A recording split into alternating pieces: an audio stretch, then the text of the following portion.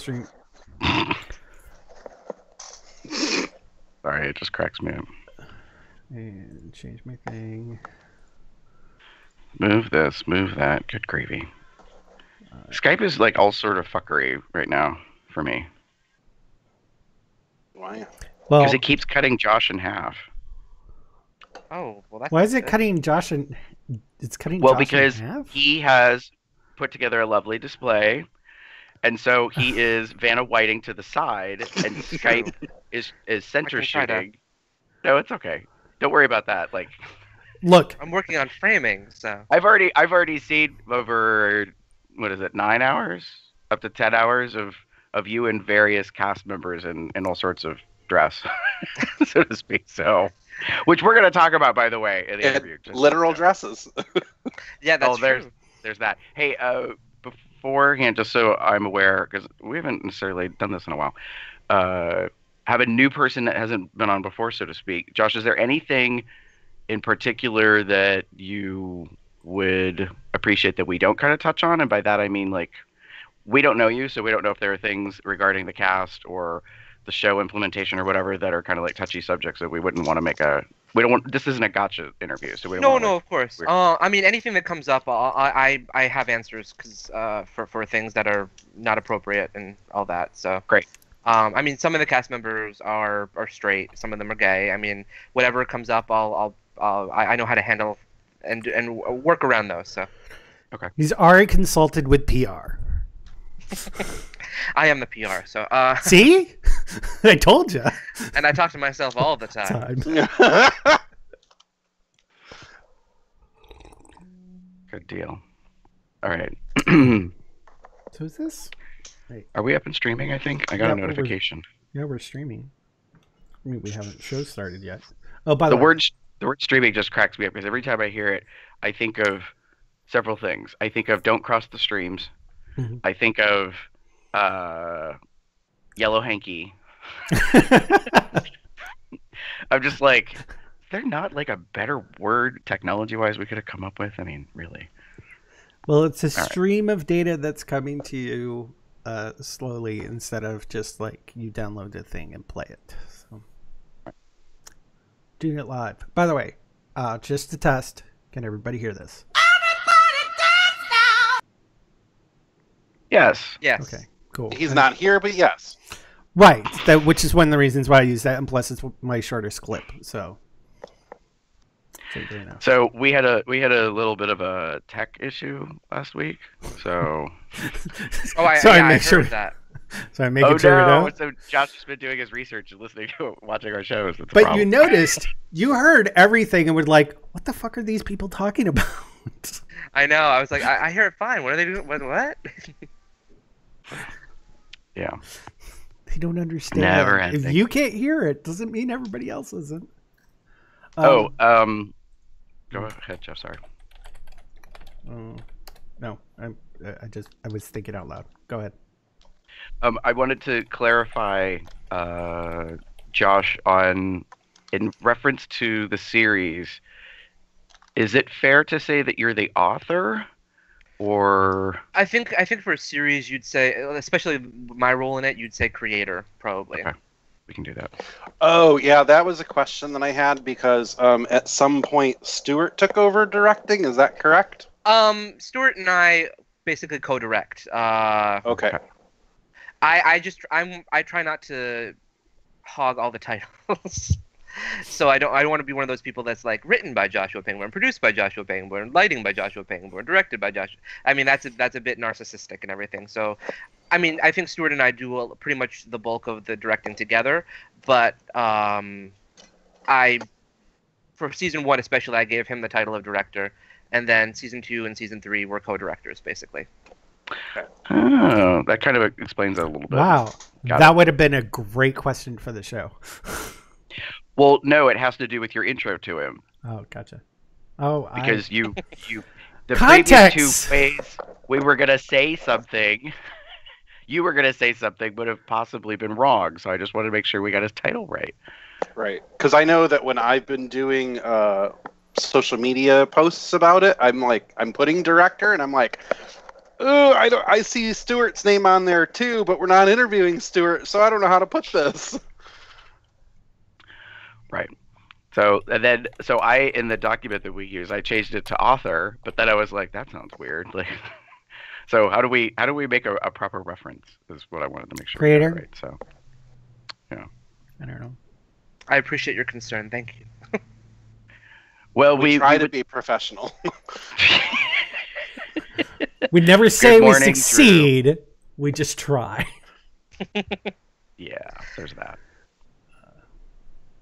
All right. All right. So are we just using the term creator? Yeah, I think that works. Okay, stick with that. We have Josh's seal of approval. Ding. All right. Quickly throwing in likes.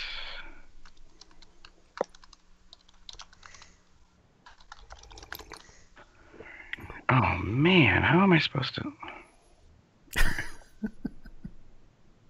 I got a couple of doozy names this week.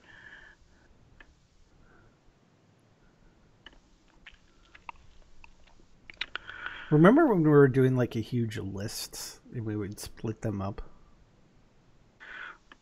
Yes, because we got behind, like massively. So I try to keep up on it now. I don't know if this is accurate, but this will make do for this week. All right. Are we good? Yeah, as much as I know. I mean, I'm good on my end. I'm good. I'm good. You're great. Thank you. He's so bubbly. You're bubbly. It's all about Diet Coke. Kevin. All right.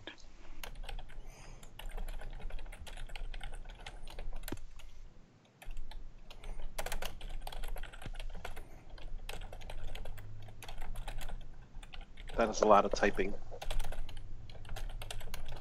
I just got a response back from you in about seeing if we could get a Cups Out Loud interest. Interest.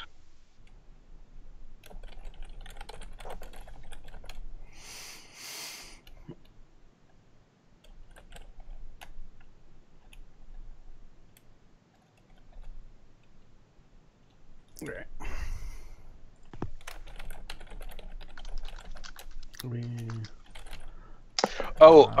Josh, I don't know if you probably can't see it, but we also have people that are probably watching us live, and they'll be asking us questions through the chat. So, Okay. Or making in the middle of inappropriate us comments. yeah. Should I pull up the live chat then? You don't necessarily have to, because one of us It's not usually required, have it. but you're very welcome to. Well, I like to multitask. I will. So if you just go into the live YouTube stream, Mhm. what I normally do is I just pop out the chat and then close the YouTube channel. Okay. I have the control panel, so I just pop out the chat and don't actually look at the live stream. Okay. So I've never done this before. Live streaming. Interesting. I know. Maybe I'll do this for the party tomorrow. I would watch that. I would say for the party, well, you could do it into YouTube. I think right now what I'm noticing more often is the trend is for folks to do it to Facebook. Or Twitch. Yeah. And well then, but I learned this though, like once you post it to Facebook, you're able to download your own video off of Facebook, and then you could technically throw it to YouTube. Oh. So- Yeah, but if you stream it through YouTube, then it will just be on YouTube. And not on Facebook. Well, you can still link it on Facebook, but then you just don't have to do anything to transfer it to YouTube because it's already there. That's true. I think it's more about who you want to have the rights to it, or not the rights, but like the original traffic, and if you get some compensation from it. So I don't know. Anyways, but of course, Drew's in the chat of course he is. because he's our biggest Is- fan. Calling him fat. I was going to say, I'm not touching it. I just said he's our biggest. Oh, what? Never mind. I'll shut up now.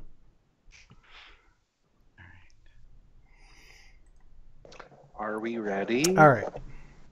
I'm Red Eye. Okay. Yeah, let's get this party started. Let's do it right by Pink standards. When I first came to Austin, we went to Bout Time one time, and there was karaoke, and the host DJ person kept saying, "Are you Red Eye?" And I'm like, why does she keep saying Red Eye? Mm-hmm. Anyways. Let's do this, sumbitch.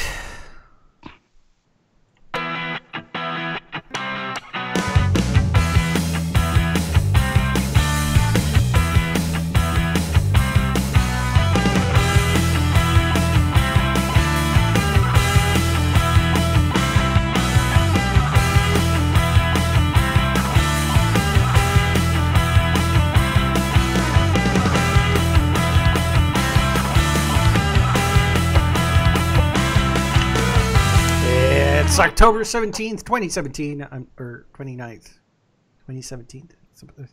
I'm confused. I'm Jeff. Who's your bear? That's right. I am your bear.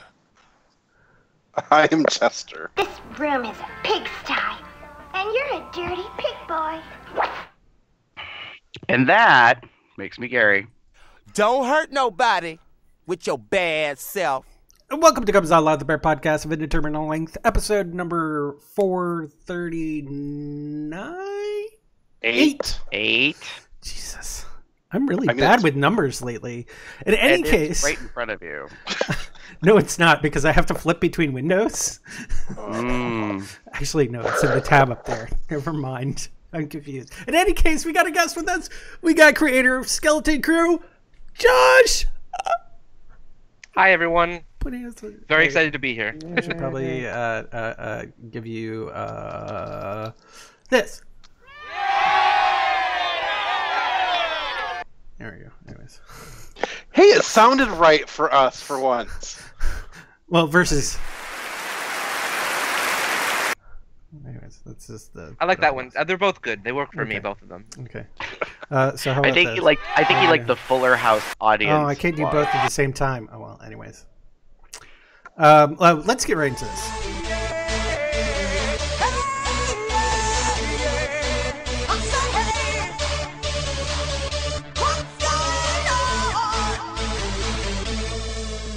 Pre-Blizzcon hype. BlizzCon is next weekend. So I've got the BlizzCon app, so I can watch through my virtual ticket and watch all the esports stuff. And we've got the Heroes Global Championship HGC going on, their grand finals, and started on was it Thursday or Friday? Friday, I think. They're kind of weeding everybody out to who actually goes to BlizzCon itself for the actual finals. And also the StarCraft 2 stuff is going on. So I got the BlizzCon app all right here and all excited. I'm really disappointed that they don't have any way to like directly AirPlay it or Chromecast it to my TV. And doing it from my computer has been weird because if I want to play WoW while I'm listening to what's going on there, it like pauses when I switch desktops. So I have to do it from my phone, and it's really just screen mirroring. It's not even just airplane. So it's kind of annoying, but I'm all excited, and watching all these games is just BlizzCon. I went to BlizzCon twice. 3 times. I hate you. I hate you. 2 of the times I actually really went into it, and then the 3rd time I paid for a ticket, but I didn't go into it. I walked in, got my swag bag, walked back out. Jeez. Wow. It's so poorly put together. Maybe it's changed in the 10 years, but it's probably changed a bit. And anyways, now you can get a virtual ticket. Also, if you want the goodie bag, you can just purchase one to be shipped to you. yeah. They got a backpack with some Velcro pins and stuff. So, But I went like the second, third, and fourth year, and even the fourth year, it was just shit. And I was just like, I can't deal with this. yeah, I picked up stuff and left. It's probably a lot better than it was there. Then Probably it's been like 10 years. There's a shit ton of people, so if you don't like a shit ton of people around and you don't have like a bunch of friends to hang out with, probably not gonna be great. But if you're into esports and everything, you've got the StarCraft 2 finals. You got the I'm there for Heroes of Song. Disneyland. Then why did you go to BlizzCon? Because it's next to Disneyland. You were Wait, going for Disneyland. no. That's like saying, why did you go to the bakery? You're like, well, because it was next door to the bar. Okay, but the point of being there was to go to the bar, not the bakery. Just because a business is adjacent or something's nearby doesn't mean you have to. It's kind of the same way when I go to Tidal Wave. I don't go to Tidal Wave necessarily for the run. I go to Tidal Wave because it's next to Disney World. And then I spend time there, too. I mix the two. Yeah, but you actually spend time at Tidal Wave, Well, right? yeah, I do. Yeah. But you didn't Of course. spend time at BlizzCon. Not the third time I went. But that was also like the beginning of BlizzCon. It's changed. They've got more stuff. Especially got more esports. The Overwatch Grand Final or World Cup, I think, is going on. They've got their own stage, so yeah, it's probably a lot different than what you had. And since virtual ticket, I could just be at home and just watch things on the website or through the app and suffer through the thing. So, anyways, Right. that's me. I'm really excited because of BlizzCon. So my ex called me last week to let me know the status of my dog, who is currently in Colorado getting cancer treatment. Decided to drop another bomb on me to tell me that the other dog has cancer too. So that wasn't fun to deal with. But at least the other dog was caught in a good amount of time. And the vet got most of it, so it wasn't as bad news as the other dog. Whereas the other one had to go to like Colorado for treatment. My other one was taken care of in the vet's office. Okay. So yeah, it still sucks. Mhm. And he's 10, so it's not surprising. But we are assuming it's going to be a speedy recovery. And then last night, Pup Dozer gave me 2 tickets for Trauma here in Columbus. So, Yay. yeah. I invited my friend Trey down from Canton. I think that's where he's from. I don't know, somewhere up near Cleveland. He came down. We went there to Trauma last night. It's interesting. I'll put it that way. It's basically, how do I want to put this in layman's terms? Kink and fetish circus. I was gonna say here's the way I would describe it based on just the photography that Dane has done. I would call it Cirque du Soleil meets kink in a bar, not to the same caliber. Exactly. That's pretty spot on. So the venue used to be a Baptist church that they've now converted into a bar / nightclub. And in where the church, like the pews, where all that used to be, because it's really high, there's huge scaffolding where they do all sorts of aerial acrobatics and flesh hooking. So when I'm there, I'm more than familiar with kinks and fetishes, and I'm just like, oh, well, that person's doing that? Man, no big deal. I've done that before. It doesn't... Nothing is shocking to me when I'm walking around there. But it's funny being in that environment with all of these people who go there to gawk because it's something new to them. They've never seen anything like this before. So when some guy gets meat hooks into the back of him and then swings from it I'm just like, whatever, and I'm checking my phone, doing whatever I'm doing there, while everybody else is. So it sounds in a way that a portion of the audience is very like sideshow circus freak kind of like spectacle, and it's not really that if you're already familiar with extreme BDSM. So yeah. So Dane, when he's there, he also does fire play up in one of the rooms above, and you can actually it's kind of nice. It's like this little loft area that he's up in, and you can stand up there and look down at other things going on, and people are up there going, oh my god, they're burning them, and oh my god, and they're like freaking out, and I'm like, that's really not that big of a deal.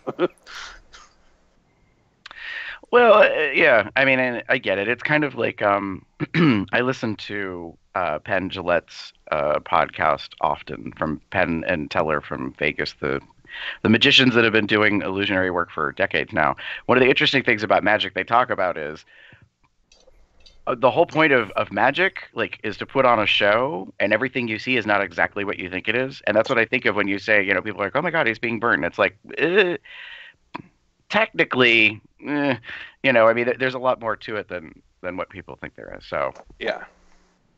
It's funny to watch people stand there, and Dane and his friend Betraya is there, and they're both trying to get people to try it, and they're like, no, absolutely not. And I'm like, if you try it, you'll find out that it's really not that big of a deal. Yeah.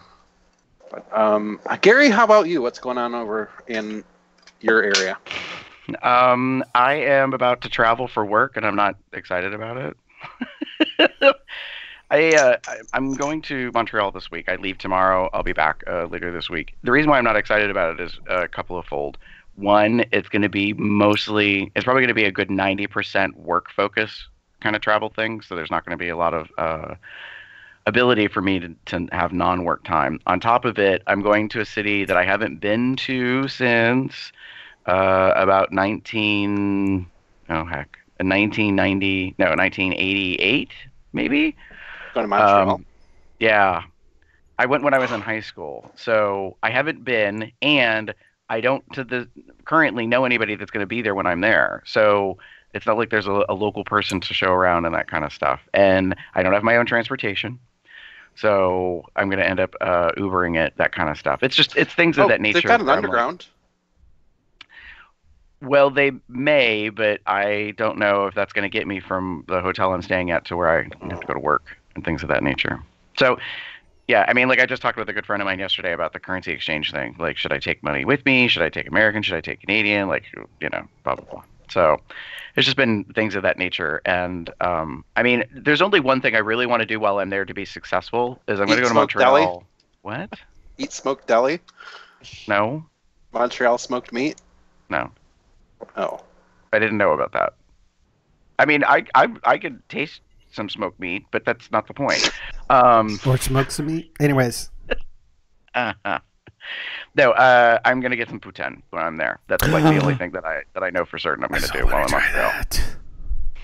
So I need to get a recipe and try making my own, but dude, it's not hard. It's just carbs and fat. I mean, carbs, fat. It doesn't matter the carbs or fat or how it's put together. Just get carbs and fat. You can make it easily yourself at home. You just need either, if you want to Americanize it, I want a recipe. You can get, fries, cheese curds, gravy. Yeah. Sounds delicious. And some of our listening audience is probably like, ugh. No. The only thing, Jeff, you could totally do it at home. You just need steak fries, beef gravy, and cheese curds. And that's the only thing that I could think of being in Austin that you might not be able to find or readily is cheese curds. Might be. But, yeah. So I'm about to travel, and it's going to be interesting. I'm going to a place that I've not visited before, meaning all new people that I haven't interacted with. And that's not that big of a deal, but the agenda itinerary is flexible very much on purpose, because what I have to do when I'm there and then the post report when I come back is going to be interesting. So that's kind of what's going on with me right now. Oh, and most people kind of already know Drench Fur registration starts this week on November 1st. So hopefully we don't crash computer systems or anything, given the amount of interest. So I'm putting 2 things on your Facebook of restaurants that you need to go to. And these are the restaurants that I went to. Okay. Are you gonna give me the budget to go with them, Daddy Warbucks? What else are you gonna do for it? Have you been a good boy? Wow. All right, moving on. Let we get to our guest. So joining us today is the creator, multi-hat wearer, as we are finding out, of Skeleton Crew, an online YouTube series, Joshua Pangborn. Josh, why don't you tell us what you've been up to? Pretty much mostly working on season 3 and getting that ready. Between the day job and then that's pretty much what consumes me. But I am very much looking forward to 2 weeks from now. I get to go unplug and go on a cruise. So that's going to be, I think, what I'm most excited for in the next couple weeks. Okay, nice. So like drive-in car cruising, like old style, or you mean like big ship in body of water kind of cruising? No, I was talking about bathrooms in dark alley. No, the big ship one, the big boat. So, is it a gay cruise? No, it's just a Royal Caribbean cruise. But we did this last year with a large group of people. It was a large bear group, and then we're going on another cruise this year with a large bear group, my friends and I. So it almost feels like a gay cruise at this point, because you mostly just hang out with the people that are there, and they basically take over a pool, and the straight people get scared away, and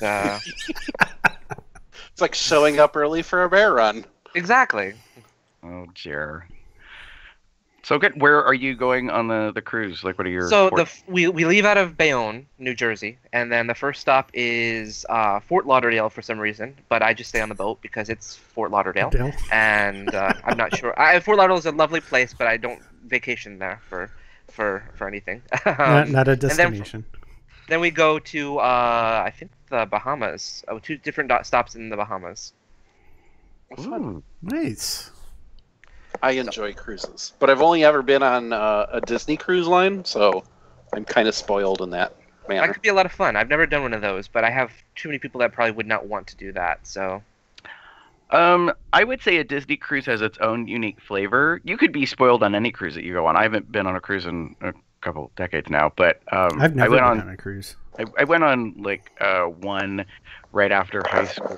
My best friend from high school, that's what he wanted as his graduation present, was to go on a cruise. And since then, he and his, I don't like his current partner, but his ex, they went on many of them. And they went on gay cruises. And they wore costumes.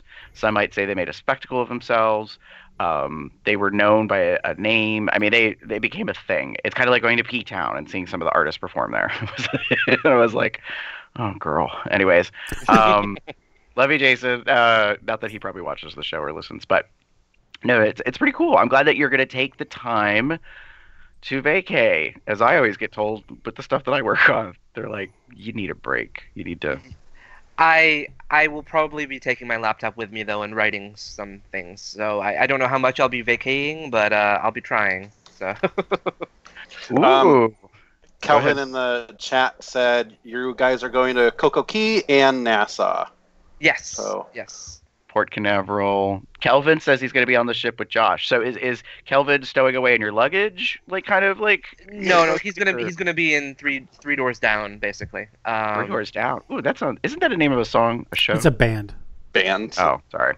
Yeah. It's all the same. Kelvin, I mean, ferry a hug over to Josh for me. Did you say ferry? Ferry. Oh. I was like, what? I was like, how does that work? Anyways. Wrong type of ferry, hun. We were talking about cruises, ferries. Yeah, something. Anyway, like that. Very nautical. I like the nautical theme. Good. Seaman. Wait, I get it. I know why, Josh. I know why you're going on the cruise. You're doing research for season 4. Maybe. No. it's the only time I can actually go on somewhere and unplug from work emails. So the day job, I feel too guilty, and I end up logging on every time I'm on a vacation. So I have no choice but to unplug. So That makes Yeah, sense. that's awesome. All right. So let's go to this. Now, whoever thought we'd be doing commercials? I know I sure as heck didn't. Being that we're a smaller scale podcast, we don't have advertisers knocking down our door to give us money, and that's okay. Which is why we want to take a moment and tell you about 2 really great ways you can support Cubs Out Loud. Over the past 9 years, COL has produced hundreds of audio episodes, and now we have matching video episodes for you to enjoy. This year, we introduced the new COL logo and launched our new merch store over at zazzle.com/CubsOutLoud. Or you can also use the COL merchandise link on our podcast website to pull up the online store. Here you can take a look through a range of products, including t-shirts, hats, poker chips, underwear, backpacks, and various other things with the COL logo on them. And keep an eye out for new things to be added based on your interests and requests. We typically can be found showing these great items off in the video stream of our shows. Also, to help with our new format, we're doing YouTube video shows that help create the audio version. We have a GoFundMe campaign underway at gofundme.com/COLstream. This campaign allows us to afford upgrading the PC that Jeff uses to produce our shows.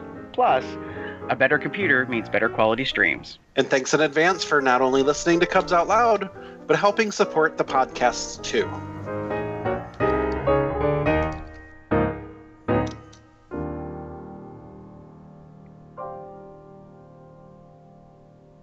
And just to let you know, if you're listening to us live, they are currently offering a 40% off apparel, cases, keychains, and more.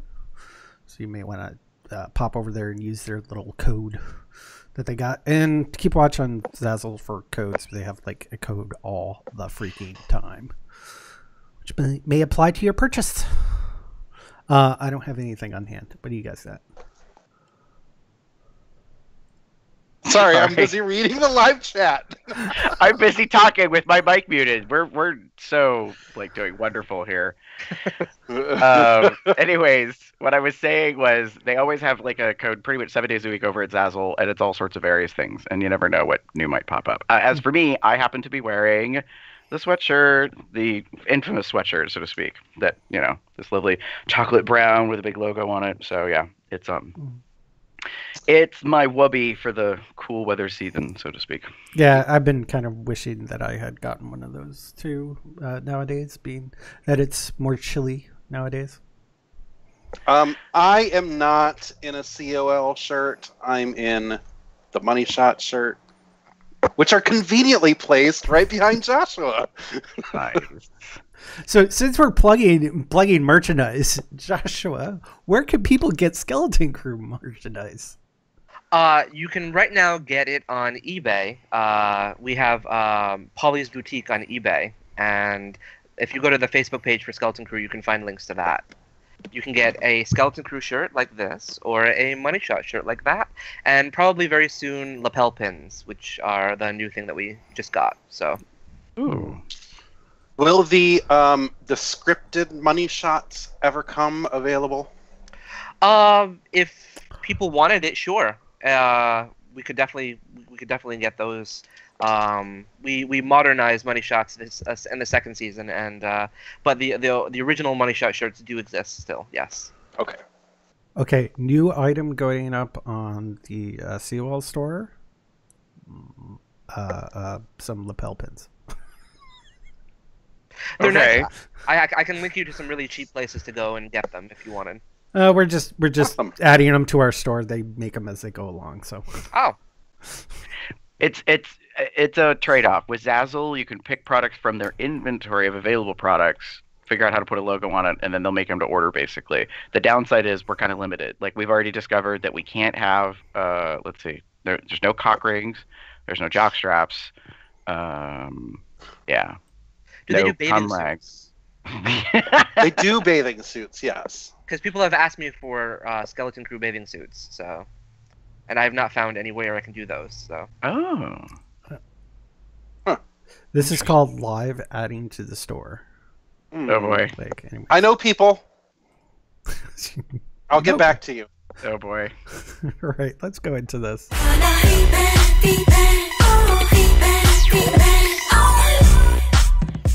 Well, I create lapel pins. Gary, what's been going over in Facebook land? So over at Facebook, we have a few new likes, and I'm going to apologize up front because I'm probably going to butcher names because I'm an American without a wide variety of understanding other languages. So there we go.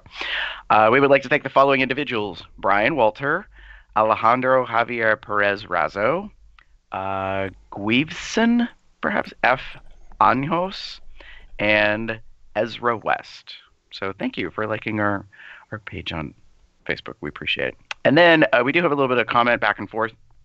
So last week for COL437, we did old school Bears Online. So we talked about like the origination of the bear community in terms of like tech and the interwebs, that kind of stuff. So Chester went ahead and put up a post and said, "Here's something to get your day started: Jack Radcliffe in ASCII art."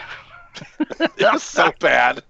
It's hysterical. So he says, yesterday on hashtag COL, we did an episode of what it is like being online as a bear when the internet was still in its adolescence. The topic of printing out images was brought up by our guest host, Hadrian McQuigg, and hashtag ASCII code became a humorous point to the topic. So I created an ASCII art of Jack Radcliffe.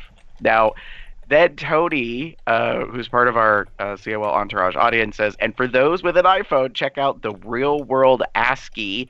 It's a camera app that uses ASCII art, iOS 10 and before, not a 64-bit app, unfortunately.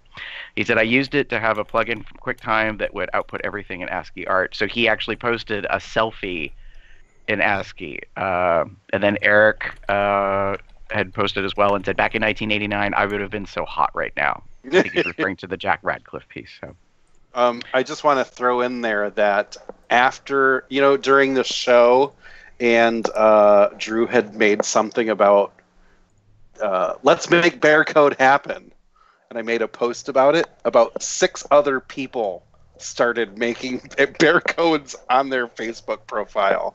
I know. And it got lots of people talking about it.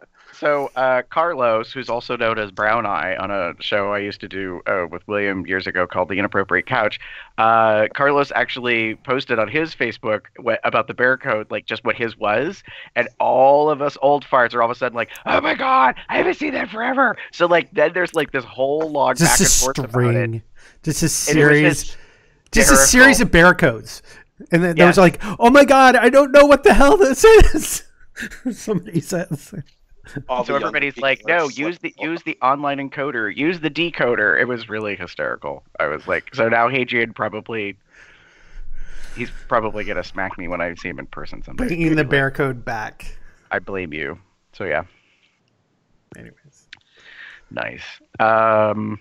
Moving over. Are we now into YouTube?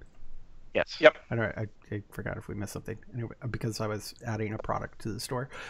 So over on YouTube land, we have some new subscribers. We have X White Knight Z. We have IT Bear MI and Barbara Thomas has subscribed to us. That's because she's part of Skeleton Crew. I was going to say, I recognize that name. Which is why I said it that way. Nice. And we also had a YouTube comment. Basically, Tony was just commenting regarding the show. He was on COL436, Smoking in the Bear's Den. He says, I see need to clean my office. Oh, wait a minute. Hold on. Last minute. We have a brand new YouTube subscriber. We have Sidekick Prod. Yay! Yeah. If I'm not mistaken, that happens to be the production company of a certain YouTube web series. It's about to launch its 3rd season. I think I've heard of it before. It sounds fascinating, though. Yeah. Let's see. Over on Twitter, we have one new follower, the Timothy Foley. We have a new follower on Tumblr, San Mamba 97. We also have 2 Tumblr comments. The first one was from Rotunda Plum from 437 Old School Bears Online. Shout out to those of us from the interwebs. From before the interwebs. Before the interwebs, yes. Before the interwebs. Which is a really cute way to say shout out to all us old fucks who hooked up before hooking up was an online thing, so to speak. Yes. Before we had dial-up dick. Wow. Okay. And then Cubster B said in regards to the swag photo that we all shot when we all met up in Cincinnati for Pride. You all have Cups Out Loud. Oh, that kind of shot. Never mind. I didn't know where you were going with this. I was like, all right, there was a group scene somewhere. All right, go on. It's the 5 of us. You, myself, Damon, Evan, and Drew. Where we're standing out on Jeff's deck. He said, looking good, guys. Well, thank you. So thank you for that. We try. Blame it on the genetics, kids. That's what I say. All right. So enough about us. Let's talk about our guests. Yeah, let's talk about Josh. Let's really delve into who he is. No, I'm kidding. We want to get to know a little bit about you first. Are you single? What's your sign? What are you into? No, kind of ish. Hey, some of those questions are relevant. I'm a Gemini. I know that's the most relevant. So, other listeners. So, Josh, why don't we learn a little bit about kind of like your background? You're involved in this YouTube web series. You do a lot of the work behind it, and we'll get into that in a moment. But like, where do you come from? Like, what's your background as far as like education, maybe your career, that kind of stuff that led you to where you are today? Well, I grew up in a small town in northern New York, actually an hour south of Montreal, where you're going soon. So. Reincorporating that, of course. I graduated in high school, and then I went to New York City for college. I double majored in English and theater, and double minored in history and psychology. And then I got my master's in English Lit, and I got my doctorate in English literature with a focus on Renaissance literature and dramatic literature in general. And during that time in grad school, I also started. I started 2 theater companies. Right out of undergrad, I started the Living Room Theater Company, and we produced a couple shows. And then that sort of, I started that with my boyfriend at the time, and we ended up ending things, and that sort of ended the company as well, as that happens. So then I moved on to starting Sidekick Productions, and then from there I did theater for the first couple of years with it. I was working in the off-Broadway theater scene, mostly writing and directing. Then when I finished my coursework in my doctorate, I decided I really miss acting because I hadn't acted since college, and I really miss performing. So while I was writing my dissertation, I decided to start performing again. I went on auditions in New York, which is a very different experience when you are 30 than when you are 20. And I decided to see if I could venture into the world of digital media as opposed to theater. And that's sort of what brought me to Skeleton Crew. Skeleton Crew started as a play, and I decided to adapt it into a web series. I guess professionally, I work in education. I am the academic director of an English language school. And that means that I mostly get to help teachers, help students learn English language as their second language. Oh, nice. Oh, well, that's pretty cool. Really interesting. It gives me a lot of exposure to very interesting people from all around the world. Interesting has many definitions in that sentence. And so do you speak any other languages besides English? I do not. The way that most United States-based ESL programs work is they're immersive programs. They want you to not speak any languages other than the language that they're learning, which is English in this case. Right. So, And even if I went abroad, it would be one of those things where the schools I mean, pretty much in the past 10 years, the English language industry, I think, has changed a great deal since the 90s and the early 2000s. It's become a lot more about this immersive program, about student-centered models, communicative models, and making sure that students are speaking in other languages, not just reading or writing, but also learning to speak, because that's ultimately why they're coming to the States. Right. I had to do a French class like that. It was not fun. In my graduate school, I did a French for reading class, so that was really weird because I had been teaching English for a while, and then I had to do this French class for my graduate program, and it was we didn't learn to speak, we didn't learn grammar, we just learned how to read the structure, and it was an odd way of learning the language. So you mentioned that Skeleton Crew started as a theater production. Yes. Is there a way to view that? There is not, because I never pursued it as a play. I have the script. It's still obviously as a script. Oh, okay. I just never ended up producing it because I felt that this Skeleton Crew was the first thing I've ever written that I said, oh, you know what? I have an actual something I can go beyond the ending with, because I tended to tie things up a lot in my plays. I tended to have like a nice little bow, and that's where it ends. And with Skeleton Crew, it very much didn't end. And if you've seen the pilot episode, it has a lot of aspects of theater in it, and the way that the pilot episode ends is the same way that the script ended. Okay. The play ended, so it opens up. I understand what you're saying about you like tying things up in a bow so that they're complete, because towards the end of season 1 of Skeleton Crew, I went, oh my god, like that all makes sense now, because throughout the entire series I've got all these questions, and then everything was all of a sudden answered right towards the end, and then it starts into season 2. So I kind of get what you were doing with that. Yeah, I think in the writing style, you've done some good kind of, I don't want to call them draws, but like you've spaced things out. Like there's something to come. There's also been some interesting late revelation things, in which you're kind of like, wait, what? And then I call it. This is a really bad reference, but like as a modern day entertainment thing, people might become more familiar with what I'm calling the Shonda Rhimes effect, where like you're watching something and then all of a sudden you're like, no, wait, what the hell? I can live with that. I mean, she's very famous, so I mean, if comparing me to her, that's perfect. I love it.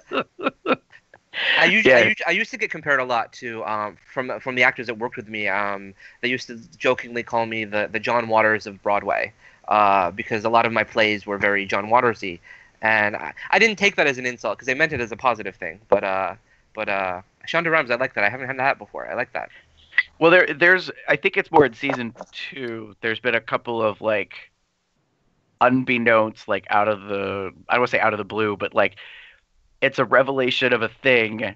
And I was just talking about this actually with my parents last night. We were talking about movies and stuff, and I said some movies, when you get to the end, you discover something, and then you go back and you watch the whole thing all over again, knowing what you know, you can now see something different. So that's what those moments are like. It's like, oh, like you never knew there was another person in the periphery doing all this other stuff, or that this thing happened, months ago, days ago, whatever it is. And therefore, it changes the present. Yeah. I will admit that I've only watched the series through the one time, but I have had those moments where something happens, and I'm like, oh, I start scratching my head. I wonder if that had something to do with why this happened like 4 episodes ago. So I do plan on watching the series once I get through all of Series 3 when it finally airs. Then I'm going to go back to Series 1 and rewatch it all so I can pull out all those things that I may have missed. That's cool. In terms of the company, I have a couple of questions. So, Josh, with the Sidekick Productions, the kind of like your description or byline explains about, you guys are award-winning, New York City-based, and you dedicate yourselves to size-blind casting, which I think is an interesting viewpoint because I don't know that people are familiar necessarily with what that is. And you go on to explain that leads don't have to look alike. Our work often explores extremes of gender, sexuality, and body image, particularly the male body image. So I will say in season 1, you guys deal with the topic of food and kink in a way that's kind of on like the gainer perspective of things. And I found that really interesting because I was like, I don't think we've really seen that a whole lot per se in media or in entertainment. Is that something that you intentionally wanted to do when you had like kind of written the script and then took it to web? So yeah. A lot of the work that I do in theater, and then it just translated into now Skeleton Crew. But a lot of the work that I write, I like to take things outside of the mainstream and sort of mainstream them in a sense, not like making them popular or anything, but in the sense of showing people, hey, these are not things to be weird or about, or these are not spectacles. This is not meat hooks in a guy's back swinging back and forth, so you can go ooh and ah, to reincorporate something that we talked about earlier. So I like to take fetishes and extreme aspects of love, I guess, and just show them as normal. Not sort of make a big deal out of it. Like with the food and everything, the food kink, the gaining in season 1. I mean, I don't think it was ever. My intention was never to sensationalize it or make anybody go ooh, and hopefully the other characters sort of treated it like normal as well. Just sort of, oh, okay, well, this is what this guy does. This is normal. So for me, I really care about taking things that are outside of society and showing them that they're still part of society and making people accept them as part of society. Mm-hmm. It's interesting that we're talking about that gaining aspect, because one of my personal traits and how I show affection towards other people is providing them with food. It's not necessarily me fattening up or turning like I want them to be a gainer or anything. It's just, here's what I can provide for you: food and shelter. So that was always like my way to show my affection, was with food and cooking dinner and so on and so forth. Those are actually topics that happen in both season 1 and season 2. Yeah. Right. Food and shelter, so to speak. So, one of the Gary and I were having conversations the other night while he was watching some of the episodes, and there was a part. Well, okay. To be fair, we weren't having a conversation. I was giving poor Chester's phone or computer was blowing up because it was a play-by-play of. He knew exactly what I was watching when it was happening because I kept commenting on things. So. Right. There was a certain part that had come up with Anglicus, and in the scene, he's talking with somebody else, and maybe he's talking to Horatio, maybe. But somebody says something about being his type, and Anglicus says, oh shit, I wrote it down word for word. Anyway, it was something to do with, no, because you're not heavy enough. Oh, yep.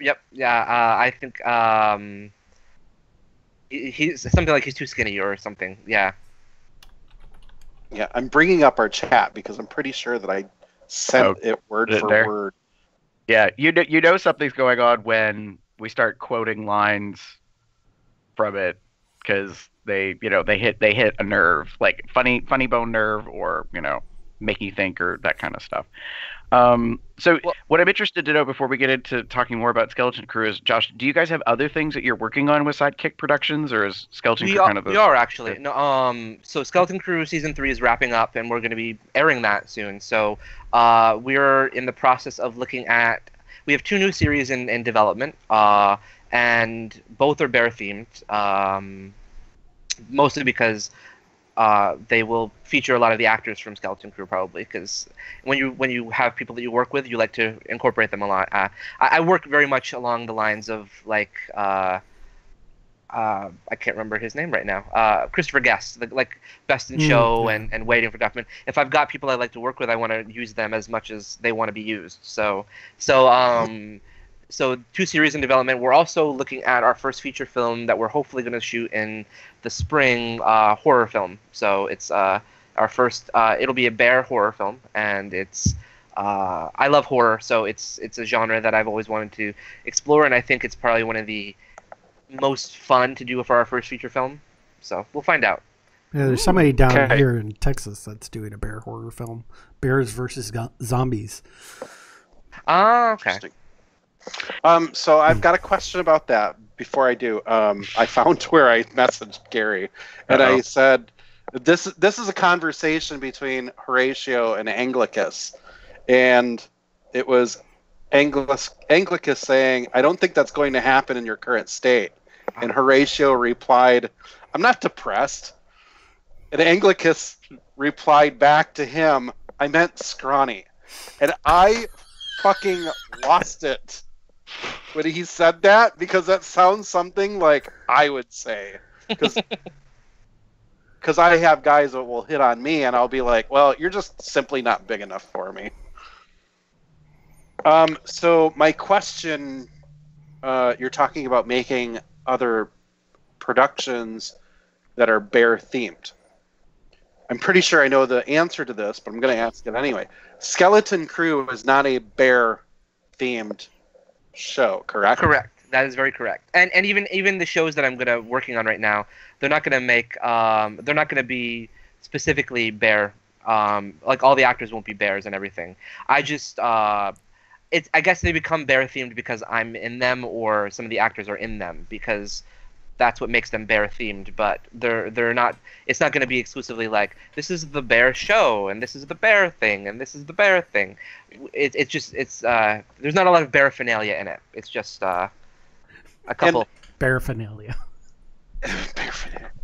I understand that because you saw my photo that I put up with my bear head, which is behind me.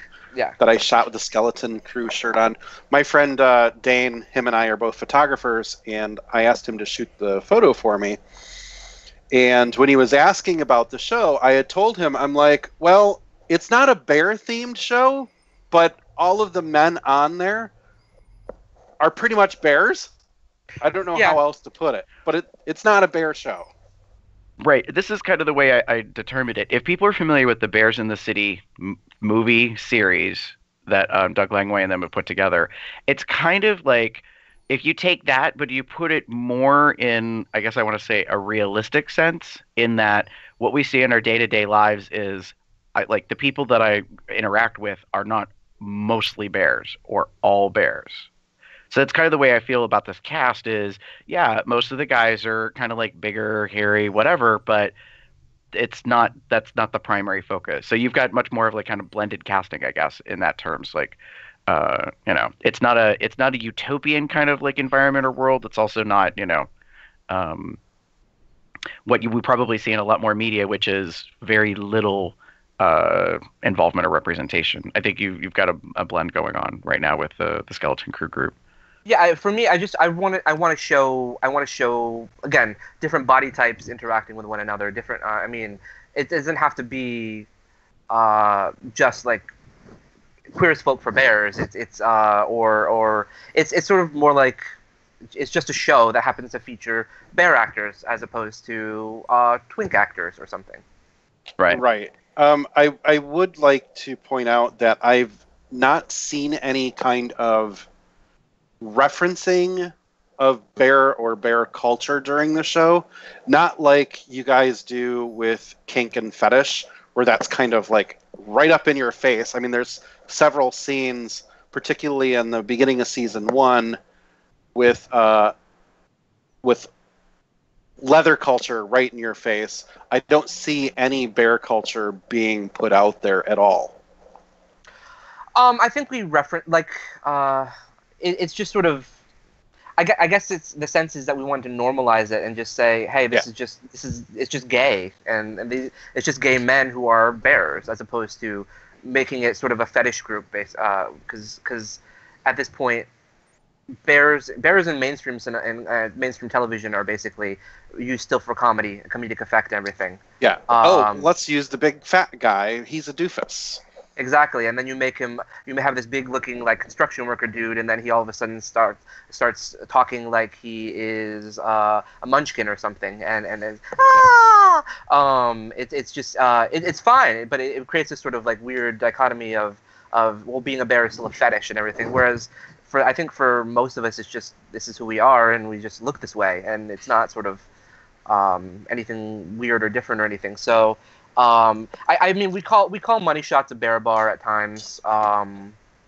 We reference body size and everything just to say that like Anglicus is absolutely a chub for chub character to go for that kind of reference on an app or something. But it's yeah, I don't really go around saying, well, that's a bear, or I'm gonna go date my bear now or something, or this is my husbear. Right. I agree that what's interesting is you normalize the bear life, so to speak. And so therefore you don't have to label everything. So you don't say things like this is my cub and this is my bear husband or husbear. You know, I mean, you don't really have to kind of do that stuff. And I think the reason why the leather seems more prominent is because it's very visual. Yeah. Like there's just so those of you that haven't seen the series yet, there's handcuffs, there's restraints, there's leather, there's a hood, there's feeding.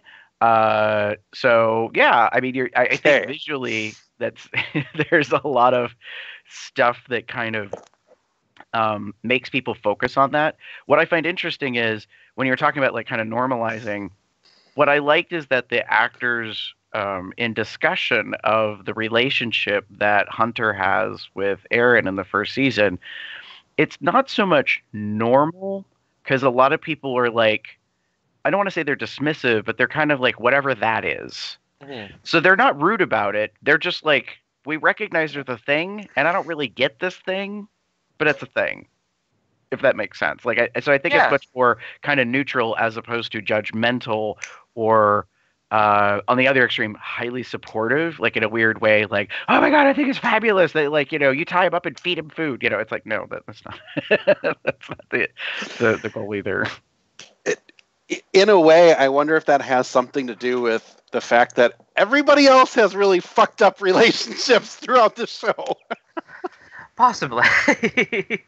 Well, so yeah, well, let's talk about this. I want to kind of talk a little bit more about the concept of the show or the series so people understand. And what we have in our information is that Skeleton Crew is basically a story of Hunter and Anthony, a bear couple, and their tumultuous turns in their lives that take place in the first season starting on Halloween, and then notably the second season, spoiler alert, starts on Halloween. So I'm going to take a wild guess that season 3 might start on maybe All Hallows Eve. I don't know. It's Arbor Day actually, but no. Arbor Day. Nice. So Skeleton Crew, this particular couple, along with their friends, they face extremes, and you know of what you say life has to offer with a smile aside and a sugary sweet, which is cute. And so, yeah, like one of the things I'm curious about is now this goes to show kind of like my background. I completely forgot that there is a very infamously well-known bit of fiction out in the world by a certain horror author of the exact same name. So when I go online and look up Skeleton Crew, I forgot that I'm going to be inundated by the popularity of the Google algorithm that's going to give me nothing but Stephen King stuff. And I'm like, no, yes, I knew this thing existed, but I don't care about that. I'm trying to find the show and learn about it. So what I'm curious about is, how did you come up with the name? Does the name mean something in terms of the plot lines? Or is it more just kind of like it was fun and whimsical? You know what I mean? Like, I don't know if it's very meta or if there's, or, you know, just plain. No, absolutely. Well, I had read a lot of Stephen King, but I actually didn't ever come across Skeleton Crew as a Stephen King book when I was younger. So I probably may have rethought that if I had remembered Stephen King had written Skeleton Crew. But no, for me, Skeleton Crew, I wanted to go with the idea of secrets, and so I was going with skeletons in the closet kind of visual imagery, and then Crew because again, as it started as a play, it was just 6 people, and it was a story of 6 close family and friends who were going to be having this tumultuous evening together on Halloween. So skeletons because of Halloween, skeletons because of secrets, and crew because of a small group of people. So it sort of naturally just seemed like, a skeleton crew, a small group of people who are working together for a larger purpose. It's funny that you say that, because every time somebody asks me about what it's about, that's kind of what I say to them. Tell them, it's a group of people and they're all interconnected either by blood relations or marriage, and it's all about the skeletons that they keep in their closet. So I'm so glad that I made that connection. I am so glad that you made that connection. That means I did the right job naming it. Well, usually I'm not that good at picking out that kind of stuff.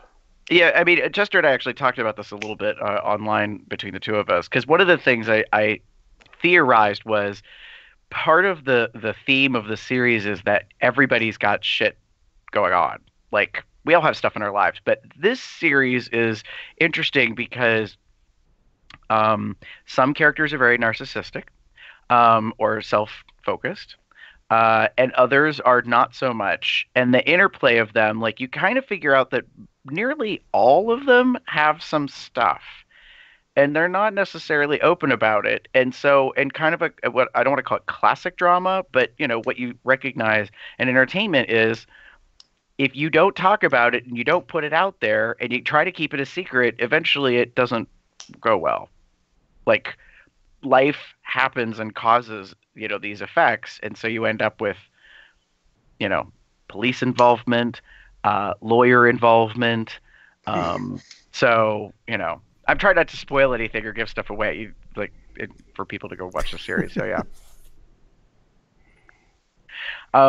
So when it came to this, you said that originally it was started as like a 6-person stage play. Yeah. And then you decided to take it to the web series. In the writing of it for stage then to screen, did you use the same people? Like, have some of these individuals been involved since day one all the way through, or did that kind of change or modify over time? Probably the only people who've been. You mean as far as the actors themselves? Or directing or whoever else. Yeah. Well, I would say that the two people that have evolved since the very, very beginning are me and Stuart. Stuart, who plays Anglicus. Anglicus wasn't a character who was in the original play, but Stuart was. I had an idea for Stuart to play a part in the play itself. But then all of the, I would say, from the transition of the play to deciding to make a web series out of it, Jay, who plays Hunter, he's been around since the beginning as well for that. So it's really the three of us, and then Paul, who plays Dennis, and he does our sound behind the scenes, so as well. So the four of us have really been around since the beginning of the transition from the play to the web series. Stuart and I probably ultimately from the very, very beginning onwards, because he's the first person I went to when I said I want to go from play to a web series. You worked in film and I haven't. How do we do that? Gotcha. Okay. So I have a question. How Yes. much of the character traits in the show are based on the characters in real life? I think for season 1, very little. I didn't really. I had known some of the actors and worked with them before, like Kat, who played Veronica, and Nick, who played Aaron, and Ashley, who plays Apollina. I knew them, and Ellen, who plays Gina. I knew all of them. I've worked with them before, but I didn't necessarily write the parts for them and specifically with them in mind to alter the characters based around their personalities. I always knew I wanted Kat to play Veronica. I always knew I wanted Ellen to play Gina, but I didn't necessarily write the characters with their personalities in mind. But then with season 2, when Anglicus became a larger character, when I cast Stuart as Anglicus and I made him a larger character for season 2, I kept some of the stuff from Stuart in there because I knew it was important to him to have some elements of Anglicus reflect his interest in life and everything. And Apollina became a little bit more like Ashley once I made Apollina a larger character, and because Hunter had been Hunter so much, there wasn't much room for Hunter to change. Anthony and Hunter were pretty much cemented and who they were from season 1.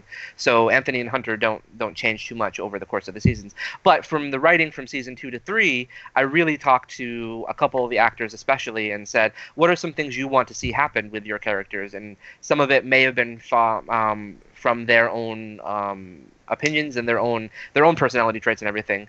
But that's sort of, you'll see some developments of their characters based on their own feedback in the writing. Okay, that's kind of cool.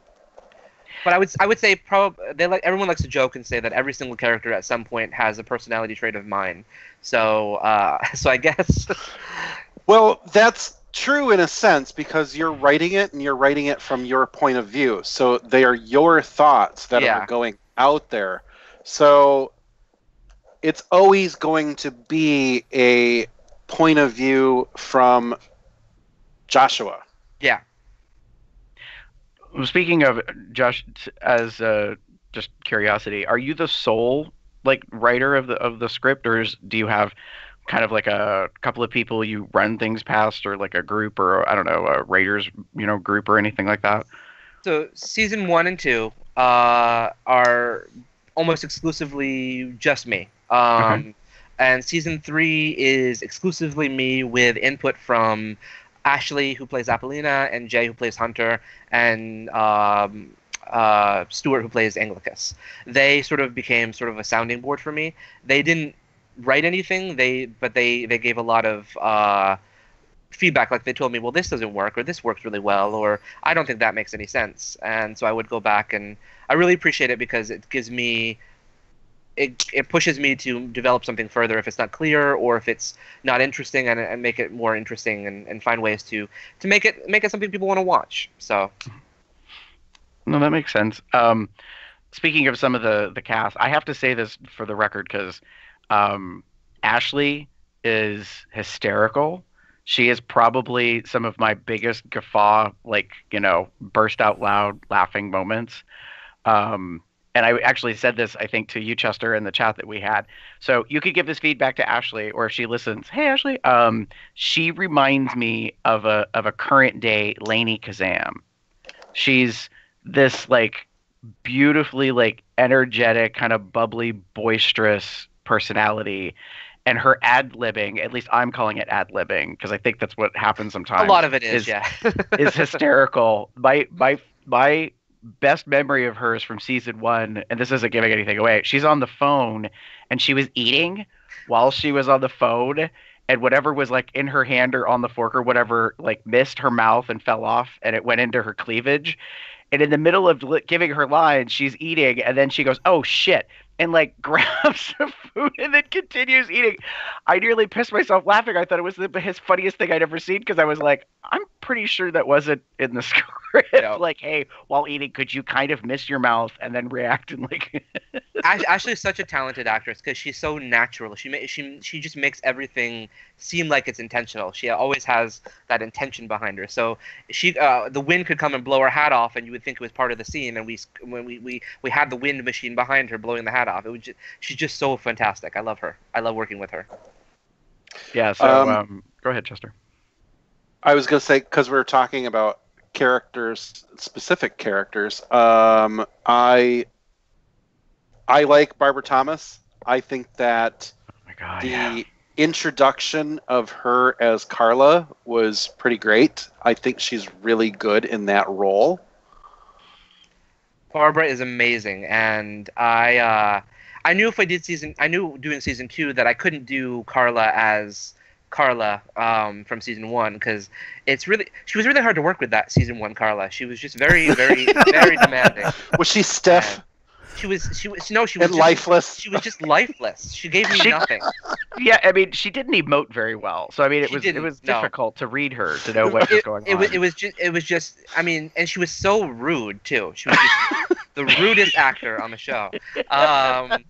So I knew I wanted to push Carla further if I was going to use her again, and so I did, and I found Barbara, and Barbara has been an amazing person to work with, and she came on. She'd watched the whole show beforehand. I mean, a lot of actors, when you cast them, they don't watch the whole thing before. They just sort of come on and do their part. She had watched the whole show beforehand. She is such a supporter of the show. She promotes it. Anytime something comes up that's about the show, she likes it. Kind of like this, subscribing to this channel right now. I mean, she's just a wonderfully amazing person to work with, and she's somebody I want to work with for as long as she wants to work with me. So I mean, and she's just so creepy as Carla. I just love her work as Carla. Yeah, I think she does an amazing job in that role. I will say I agree that she delivered a whole level of something about that character that I wasn't quite expecting or prepared for. But then again, I didn't really kind of try to skip ahead or anything, so I didn't know what was going to happen with the character of Carla, the transition from season 1 to season 2, and how Barbara's going to make this manifestation and then basically become this visual, verbal, like, I don't mean it to be rude, but like evil, like this dark kind of, aspect of things. So yeah, no, I thought that Barbara's another one that really kind of stands out for me. I want to talk about somebody else as also that's in your cast, but I want to go back and I have a question.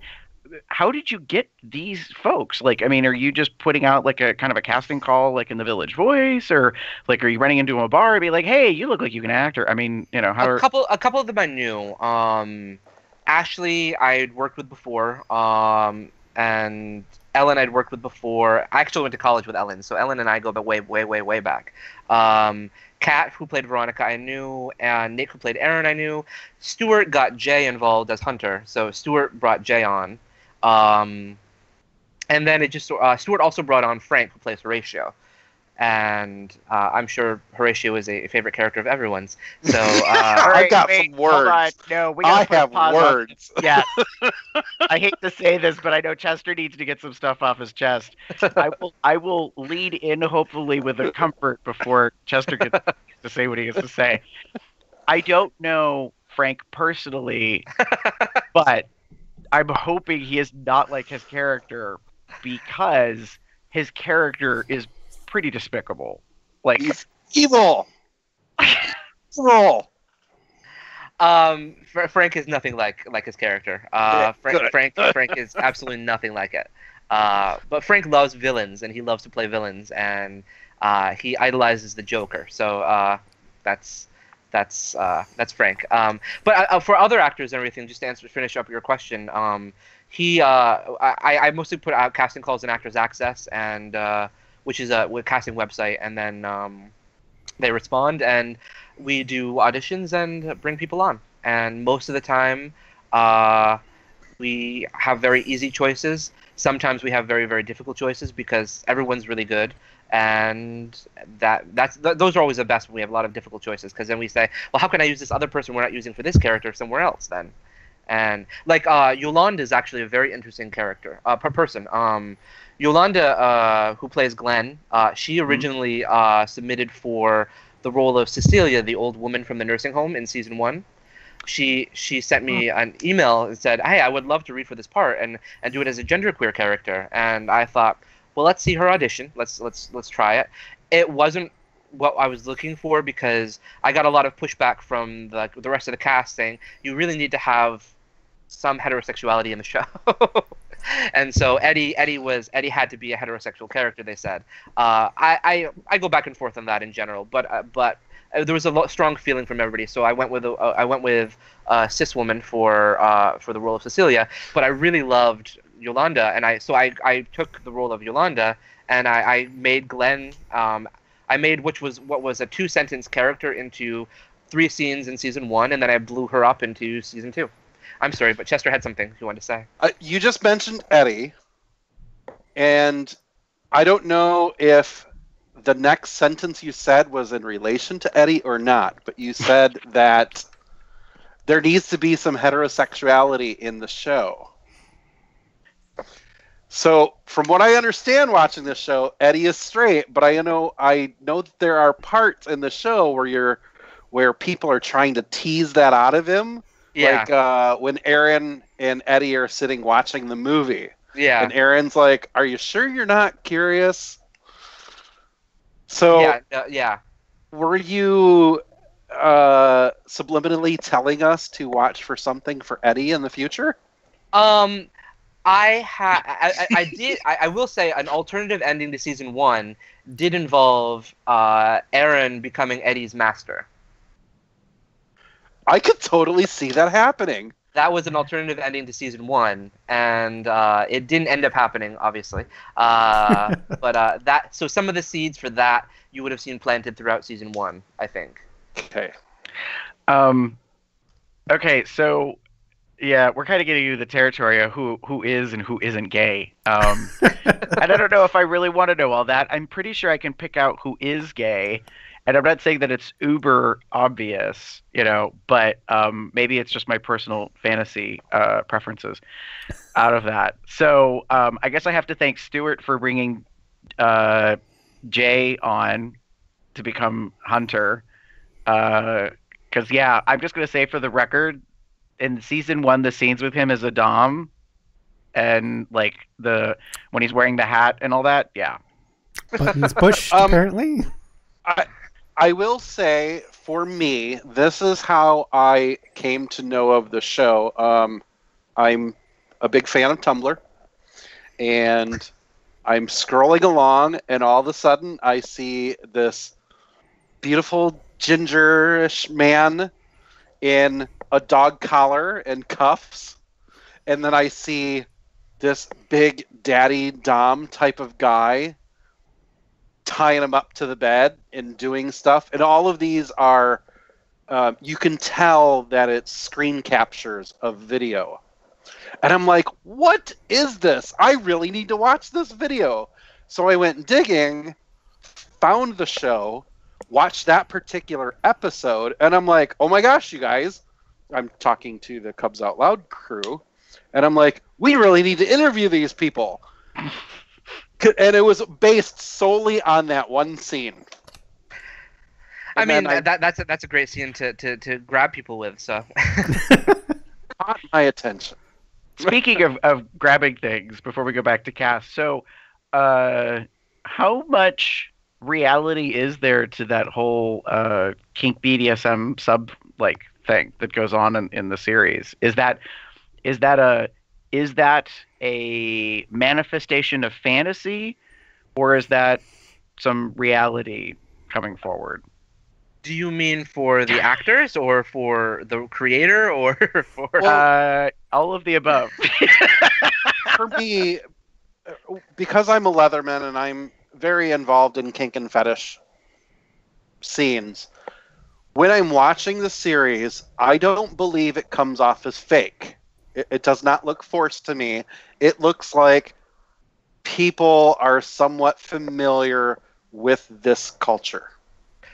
Well, I will say anything that anyone does in the show, I talk to them about it firsthand and make sure that they're comfortable with it, because I want to make sure that anything that is a little risque, or even or it has a chance of ending up on Tumblr, that they're aware of and they're comfortable with it. So I talk to everyone about that. For me, I'm fascinated and I love the world of sexual fetishes. I found them very interesting. I find them very, from an educational standpoint, from an academic standpoint, I find them very interesting. And then from a personal standpoint, I find them very interesting as well. So I would say that I over the years, a lot of my plays have dealt with these themes and these topics. So I've done a lot of research and I've done a lot of exploration and done a lot of talking to people online about what this is for them and how it works. So I've done interviews with people where I'm like, hey, can you tell me more about being Dom, or can you tell me more about this or that, and so on. And so I would say I've tried to make it as authentic as possible without while still making everyone comfortable with it. Okay, Very so interesting. that isn't to say that it's directly out of your personal history, but yeah, because I was like, wow, I could totally be into Jay being a dom for some things. But I don't really know if that's like something that he, does on the side. So I'll have to ask him, I guess, when I see him someday. Send him a message. I'm sure he'll be very happy to hear from you. It's interesting when Gary was asking me if I know any of the people on the cast and how I'm connected with people. Calvin, I'm not going to say his last name. Calvin in the chat. I know him through Tidal Wave. Going there, we meet up, hang out at Tidal Wave. I don't believe I know anybody else personally on the cast other than through social media connections. And Gary was asking me the other day about it, and if my memory serves me correctly, I used to chat with Jay through gay.com of all places like 20-some years ago. Tying back to COL437. Yeah. And the only reason why I know that, or why I'm thinking about that, is because I recognize his handle that he's using. Yeah.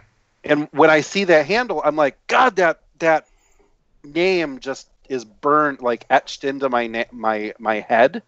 And I'm certain I used to talk with him eons ago. And I'm pretty sure that I'm connected with Stuart on Google Plus that like nobody fucking uses anymore. Probably. Stuart has a very active online life, so he likes the internet. Sorry, that almost sounded shady. No. He's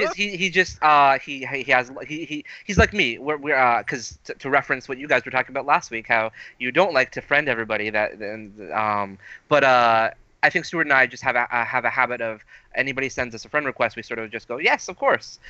Because well, for me, I'm like, oh, you're going to be friends with me so you can watch more of the show. Of course, yes. And see, I like found your profile like a year ago, and I'm like, I want to send him a friend request, but I don't want to be a creep. Oh, just send a thirst request. It's fine. Thirst request from Square Bears. That is where I got that. So I like that term. Yeah, I think thirst requests are very real in today's modern age. So going back to the cast, so I want to let you know, Josh, that I have met and do know Yolanda, and I squealed with delight when she came up on the screen, and then I was really super proud and excited to see that she became, more involved in the second season, and the hystericalness of her eccentricity, like in portrayal about the stuff. I will say this, and this isn't a criticism, it's just like my personal thing. Chester very well knows from my reaction posting in our chat on Facebook, I was not okay with some of the things that were happening in the flashbacks, because I was like, no, please, oh good gravy, here we go. Like, we're gonna take a journey in a certain direction, and I'm just not ready for this. I don't want to. Are you talking about? Are you talking about the Thanksgiving episode? I'm referring to how some actors did things I didn't think they were going to do. That just, it's fun. It's funny, but I was like, oh my, okay, so that was shot like in some filming. I'm talking about the black and white. Yeah, the Thanksgiving episode, the flashbacks, Okay. the Carrie and Buttercup story. Right. Yes. That's what I thought you were talking about, because when I was watching that, I'm like, what the hell is going on? Nothing. This can't be happening. And then I realized, so much fun. he's just flourishing facts. Correct. That I think it was a great opportunity for the cast to break out of character into a whole other thing. Like Yeah. yourself, Jay, Stuart, The three of yeah, us. like Yeah. yeah, you guys got to go in a different direction. Stuart got to play multiple roles. Yeah, I mean it was there was some honest to God, there was some real creep factor to it that was bugging me. I was like, I'm not down with this. Like I wasn't skeezed out. I was just like, okay, yeah, I just need to get through knowing that this is a flashback, this is temporary or whatever. It cracks me up to no end. So and it comes from, Glenn's mind, so to Yeah. speak. And I love the fact that Yolanda's involved. Yolanda is just an awesome personality, a great energy, and the fact that you brought a reverend on as part of the cast is hysterical to me because I've known that Yolanda is a reverend. My history with Yolanda goes back many years to Yolanda has been involved with Bear Palooza and Freddie Freeman, and that is how I met her because I went to a campground down in Georgia many years ago when they actually did kind of not an on the road show, but they did a remote location performance together. And I knew Jeff Rockcub and Kendall and a bunch of them. And that's how I ended up meeting Yolanda and have been friends on Facebook. So I was quite excited to see. So I'm making a guess on a presumption, but I'm pretty sure like since the trailer's out, we know this, that Yolanda's still involved. Yes. I believe in season Yolanda's 3. So. in season 3. And actually, on a side note, another project that I'm working on personally is I'm helping Yolanda write her web series. So that is something that is in the pipeline as well. So there will be more Yolanda coming. But yeah, Yolanda, Glenn Reed is definitely in season 3 and has some very interesting storylines. We shall see. Well, yeah, Yolanda already, brings with Glenn some interesting storyline kind of flourish. So I find it hysterical that the book apparently it seems in season 3 does get published. It does. And put out there. I will say this, that I'm curious to know how you created the book, quote unquote, that I see in the one shot, because I was like, what? I was like, wait, that's a book. Like a book. You have to, anyways.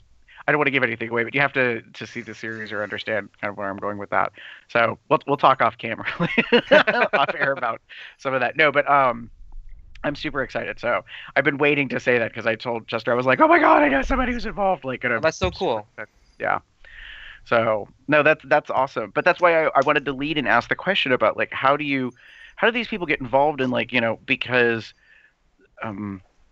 it's good to know that they all like are wanting to pursue this kind of thing and that they're going for it. And it's not so much like, hey, these are all my friends and they're willing to do this to help me out because I'm such a nice friend. You know what I mean? And then you're kind of like, oh, okay, so it's just a private grouping of individuals. You're actually reaching out into the community and getting absolutely involved in doing stuff. I mean, a couple people are my close friends that I've used for some of the supporting roles. Kelvin, Andrew, Paul. There's a lot of people who are involved in supporting role capacities, which really help enhance the show and make the show feel real. But a lot of the cast in general just comes from the acting community, the gay community, the bear community. We have a special cameo this season from someone who has been in a couple of the Bear City films. So that is exciting. I did spot that in the trailer. I think I even said something to Chester. I was like, "Oh, I'm like they got one of the people from Bears in the City in this season 3." You did mention it. I don't want to spoil that for people. But people can go and watch the trailer now and see it and say, "Oh, that's right." Which, by the way, I want to mention that the season 3 trailer, in the 2 weeks that it has been up, had over 1.2 thousand views, which I think is pretty amazing. I was super excited. I was like, "Oh, this is amazing! People want to watch it." Yeah, I think that's pretty great. To me, that's viral status when you can have something go up that quickly and be viewed so much. So good luck on season 3. Thank you. Gary, go ahead. No, I was gonna ask, what can we expect for season 3? What should we be anticipating? In terms of like the release, how it's gonna get put out there, what folks are gonna get an opportunity to see coming up. So I think so we made a decision, me and the post production crew, which is me and Stuart and Jay, basically, and we decided that we're going to postpone the release from our usual release date of Halloween, just because we want to make sure that everything is really, really right and really ready. So we're gonna probably be posting episodes weekly starting at the end of November. And oh my gosh! I know it's a You're much killing longer. me. I know, but it gives you something to be thankful for at Thanksgiving. So, Oh. but no, we just really want to take our time with the technical side of things and make sure that it is as good as we can make it, in terms of the technical stuff, because we don't want to rush anything. We want it to all be ready. So I would say you can expect it weekly on YouTube starting at the end of November. And then if you want to wait to binge it all at once, you can also get it in 2018 in probably February on our Reverie connection through Bear World TV. Okay.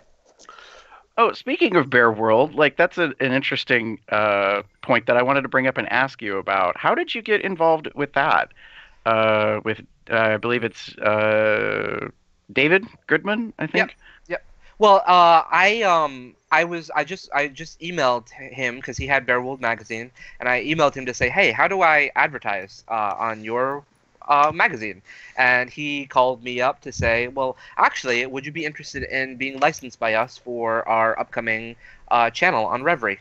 And that was something I didn't expect and very excited by, and that sort of is what happened. It was just super awesome that way. So now you have like 2 degrees separation from Danny Franzese. Well, yes, actually. And although I will say at some point you may find pictures on the internet of me and him modeling a bed together. Well, I'll be right back. I got to go to Google.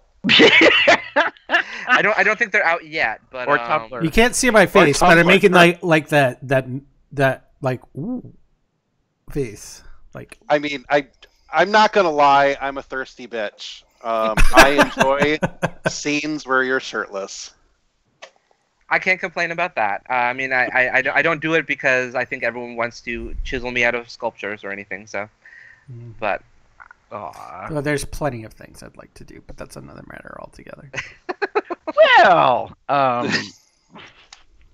that being said, so in terms of what we're looking at for the season 3, the plotline continues. So a lot of people seem to. I was really surprised because a lot of people seemed at the end of season 2 that they really thought that 2 certain characters were cemented and back together, and it was a definite like, oh, they're back together. I would just say, well, maybe they're not. Think about the very last gesture that Hunter does, and maybe it's not necessarily as positive as you think it is. So I would say that plotline certainly continues. And I mean, the book, we talked about the book already. The book is coming out. That's exciting. And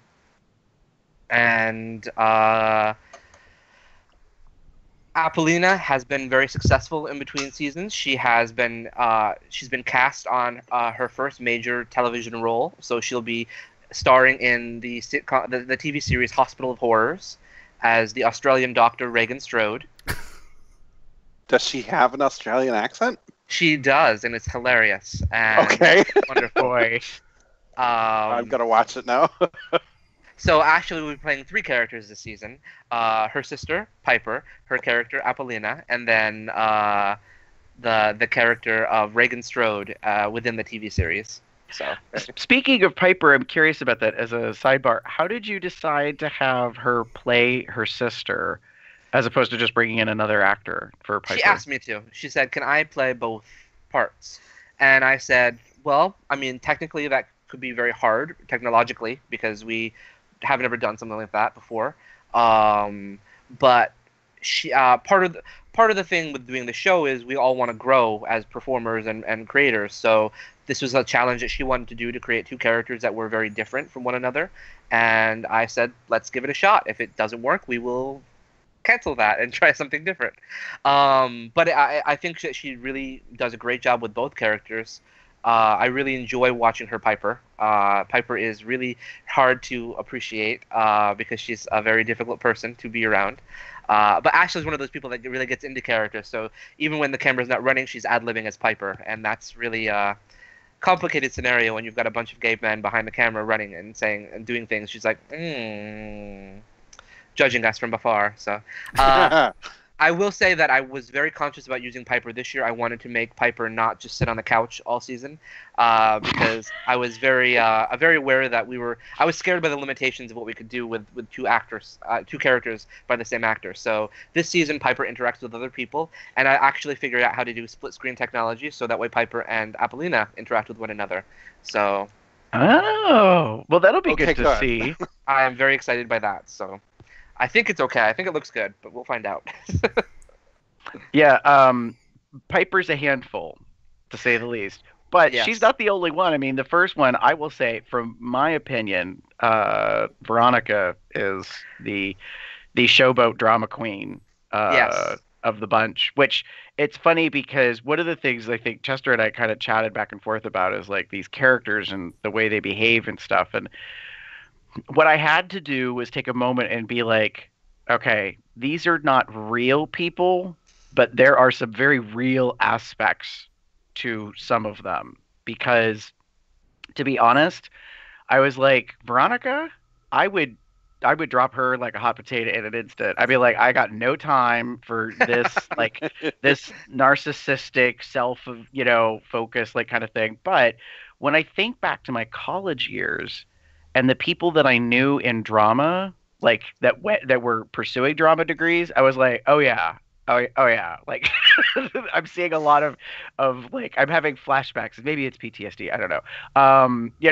Of people who work in the arts and how they have peculiarities about their personality and stuff. What I find interesting is how.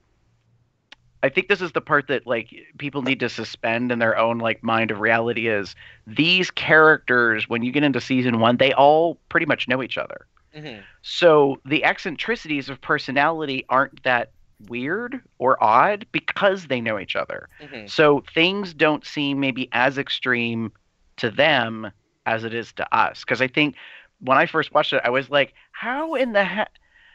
And then I had to think about it. Oh, but they know each other. So it's very different. I'm just the audience. I'm watching these people, these characters do these things. And I'm thinking how I would react. And I'd be like, what the heck? Right. Like, no, like I wouldn't do that. And I sure as hell wouldn't put up with that, or whatever. I certainly had that same reaction when I first started watching it. Because like I said, I watched bits and pieces from a certain episode that was, further along in the season. And then I went back and started at 1. And when I got done watching it, and I'm like, oh my God, like, I don't know if I can watch this because the characters are just so fucking out there. And then I watched episode 2, and I started to get it. By about episode 3, I'm like, oh, I get what all the characters are about now and how they're all, like, fitting together in their own weird way. And it made more sense to me. And I just ended up sticking with it because I understood what the characters were doing. Right, and I would say this. I think what's difficult for some people is when you come into something and it hasn't been produced to introduce to you and you just kind of get dropped into their world. Yeah. I think that's really what happens in Skeleton Crew in season 1 is the first episode is a Halloween party. Yeah. And you're just suddenly amongst a bunch of people you don't know.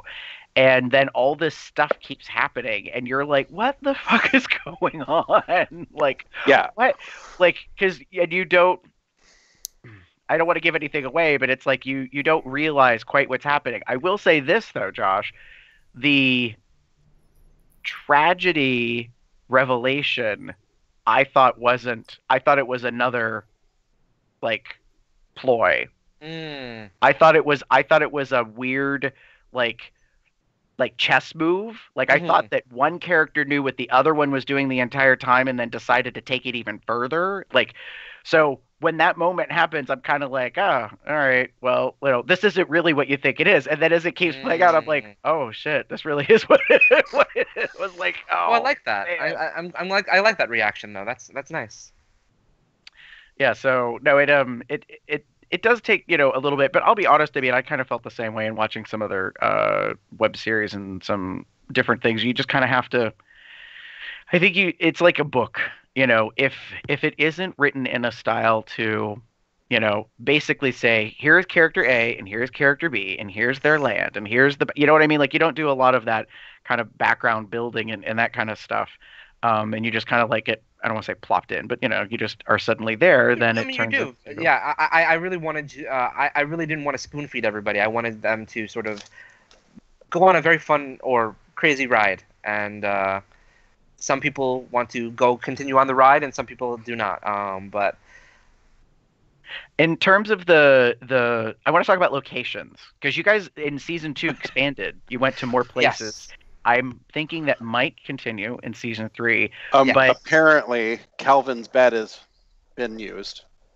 Well, Calvin's bed is Anthony and Hunter's bedroom. So, well, that's what I want to know about is like how many people, friends or whatever, are you like, hey, can I borrow your home for like 4 days? Can you just not be around? We've had, for season 1, it was my apartment and Kelvin's apartment and our friend Andrew and Alex's apartment and Stuart's apartment. Those are the main 4 locations, and then I rented a studio for some of the scenes as well. And then for season 2, it was my apartment and Kelvin's apartment and Stuart's apartment and the bar that we rented and a couple other exterior shots and everything. Season 3, it's basically the bar, my apartment, and Kelvin's apartment and some exterior stuff and everything. But the bar plays prominently in season 3 as one of our main set locations this season. And I want to talk about the bar in a moment. In season 2, you went somewhere. I don't know where you went, but you went out into nature. Because you're naked. All right, let's talk about this. I want to know officially, in that one scene, are you really like 100% birthday suit buff? Because right afterwards... There were my fantasies. Because right afterwards, when the way the scene cuts, I noticed that there appeared to be flesh-colored attire, it appeared. There was some Spanx there, basically. Spanx. Well, alrighty then. Let's hear it for Spanx. No, not an intentional product plug. For buzz marketing. But here's the thing is, I didn't notice it the first, cut. The first part. But then the second one, I think it's because a little closer. I noticed it. And I was like... So I said to Chester, I was like, oh my God, I think Josh is fucking naked, like in this scene or whatever. But then it occurred to me later, I was like, wait, it's YouTube. I'm not sure how that works, like if that's allowed or not or whatever. No, we went to Forest Park in Queens, and Forest Park is this giant park that is a forest. It's this weird place in Queens that's devoted to trees, which is weird in the city. We just I knew I wanted, because season 2, the way that season 2 works, every episode begins with an homage to a cult film. So one of the films that I wanted to work with, gosh, that makes so much sense now. So I keep hearing people quote things and. Okay, yeah, go on. So sorry. the episode you're talking about, the homage is to An American Werewolf in London, and so I was doing the scene where he's dreaming about running through the forest and then attacking the deer and everything. Except it wasn't a deer that I attacked; it was a pint of raspberry sorbet, but which was which goes back to the food thing. Exactly. And then, okay, so I have a question about in the country, the Thanksgiving episode where you do the flashback thing. So was that did you happen to know somebody that owns a house in the woods kind of deal, or? Nope, that is a HomeAway purchase, and a HomeAway.com purchase where I went online and I said, we need to find a place in the country somewhere, and there it was. And me, Jay, Stuart, Paul, and Andrew went out to that cabin for Friday to Sunday, and we shot those scenes and had some fun. It was definitely a nice weekend. It was a really, really fun, different experience to do. I would say so because you're there for work, quote unquote, to Yeah. shoot film. But at the same time, it's sort of like a vacation because you're getting away with folks. So now I want to see the behind the scenes. I want to see all the. I want to see the. I want to see the director's cut. I want to see the stuff that didn't make it onto the reel. I want to see the stuff shot on iPhone that like never was meant to be intentioned anywhere because I'm pretty sure that was. You'll mostly see us being. You'll see us being very sad because we ended up shooting on Saturday about 9 o'clock and no restaurants were open. So we didn't actually have dinner. So we were all huddled around the cold fireplace because it was December in the Poconos. And so we were huddled around the fire and none of us had anything to eat. So we were eating like the scraps of breakfast that we had and everything. So because we didn't plan ahead. So it was that while watching Black Mirror. So. Oh my goodness gracious. So you're all out in the woods. You couldn't go kill some squirrels. we thought about it, but no. Yeah. So, anyways, it made me. I was like, wait, that wasn't in this series. That's in a different series. I was starting to binge watch last night. Anyways, interesting. Yeah, because I was all of a sudden I was like, whoa. I was like, we're in a real place. That it's not that the other places aren't real, but I guess because they're familiar. It's such a different place, yeah. Yeah, the homes and stuff. So how did you establish the relationship for the bar to come into play in season 2 and then become a prominent part of season 3? Well, so one of the teachers that works with me at the school that I teach at, I'm the academic director of. She's into the world, the theater world, and everything. She's an actress and a producer and everything. And I happened to mention to her, I really need a bar for season 2 because one of the things that season 1 was I got some complaints about was all the bar scenes happened outside, and which I mean that was the fact of not having a bar. So I've been looking for season 2 for a place to shoot bar scenes. Everything was so expensive. It was crazy. It was just not logical at all. And she told me, well, my best friend runs a bar and he owns the bar. It's called the Way Station, and we can probably do something for you. So she did, and we were able to shoot there a couple times. And then this season, because I knew about the Way Station, I was able to write for it, and now everything is actually written for that place. So and that's a great relationship we've continued. And the premiere party is going to be tomorrow at the Way Station, so it'll be a lot of fun there. And it's a really cool bar because it's Doctor Who themed. So if you like Doctor Who, they have a giant TARDIS, and that's why they liked us on Facebook and shared the post. So here's the weird 6 degrees of separation kindness that happens. So for those that have maybe heard me talk about one of my best friends, Heather, she is a huge Doctor Who fan. The Way Station is popular online with the Doctor Who fandom because of that, and someone posted a picture of that bar, and she's like, oh my god, I would love to go see this one day. Now we get to now, and I'm like, wait a minute, holy shit, I know what this bar is, and I know people that know the bar. So. That's kind of how I found it, because I remember seeing a scene where you're walking out of the TARDIS without your shirt on, and I'm like, who the fuck has a TARDIS in a bar? So I Googled that. I put in TARDIS bar, New York City, and the Way Station had come up, and I saw their logo, and there was another scene. I think it was during the wedding. Mm-hmm. And in the background, the sign for the Way Station is in the back of it, and that I made the connection. Yeah. They're a great place. It's a great spot. It's really, really cool people run it, and they were super, super great with us being there and shooting and doing some weird things there, like walking out of the bathroom in my underwear and everything. Yeah. So when you write the show, you know what you're gonna do, right? Yes. As Anthony, because there's a part of me that's like, I'm pretty sure he wrote that and knew what the hell was gonna happen. Like, I don't do anything that I purposely do stuff for my character so that way no one else will feel like I'm making or objectifying other people in the show.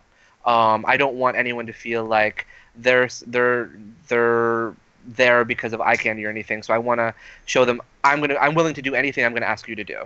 So in some cases, sometimes I do a lot more, like in season 2 with the infamous waxing scene, which was okay.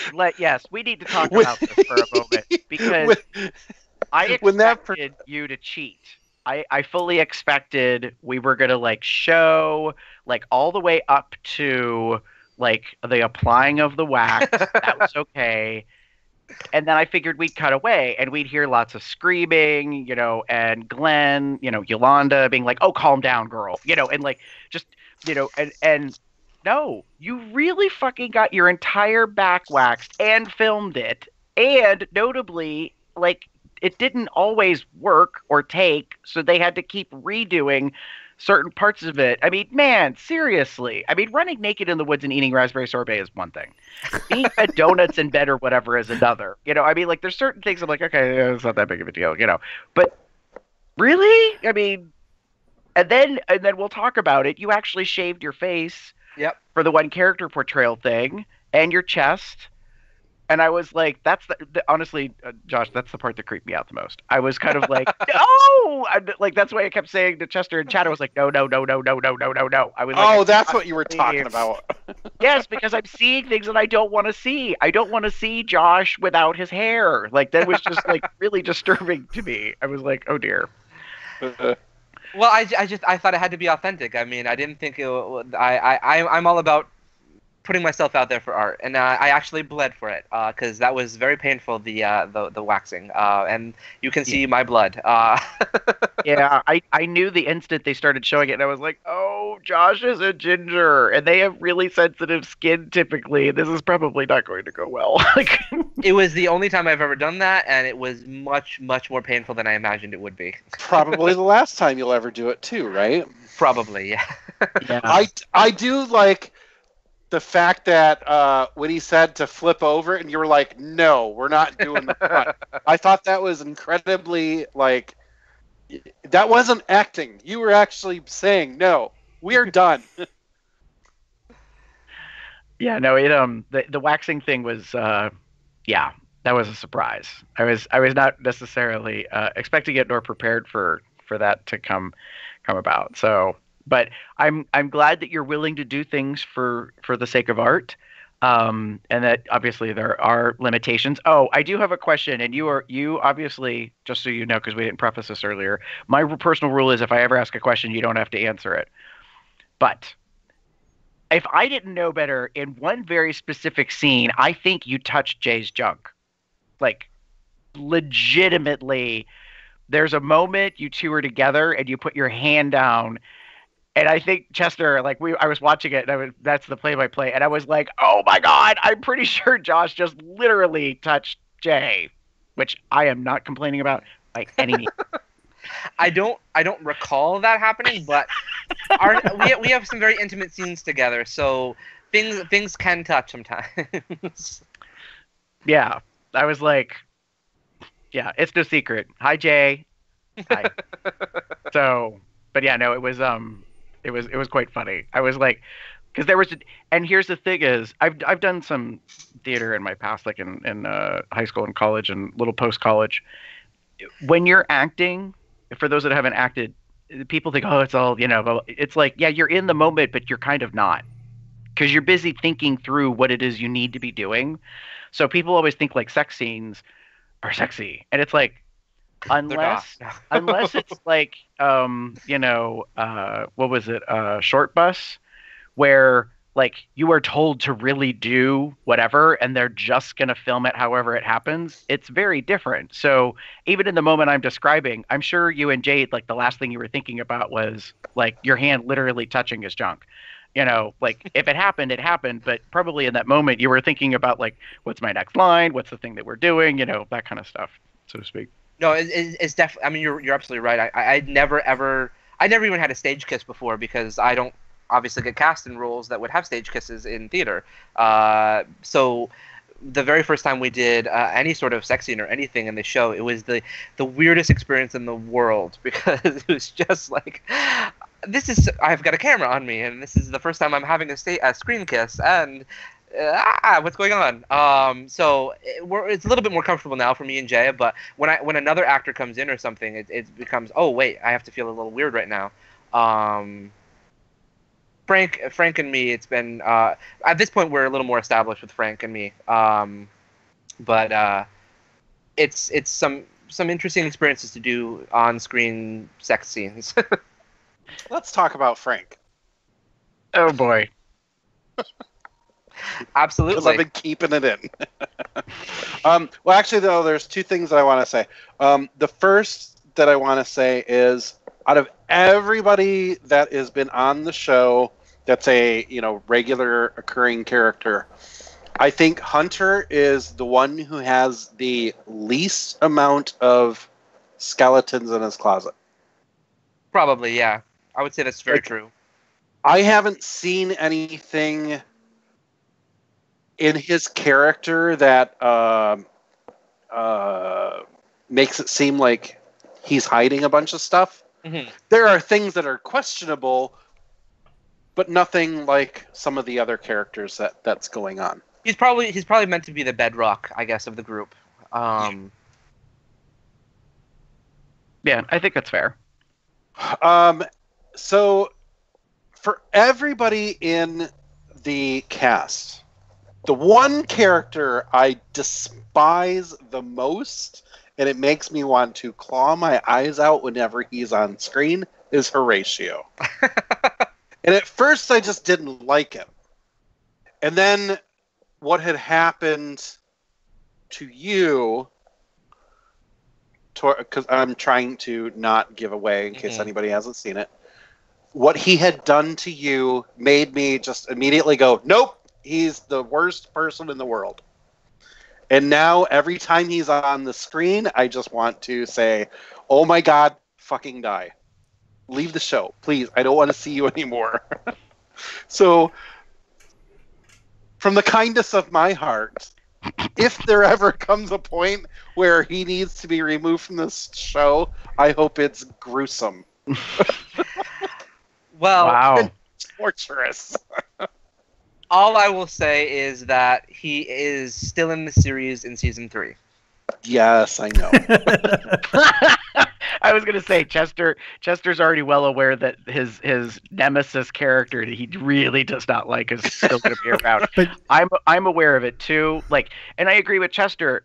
Frank's portrayal of Horatio is, it's good the way we don't like it being good. Yeah, because he's despicable. He's incredibly smarmy. He is not someone that I would want any of my friends to be acquainted with or around.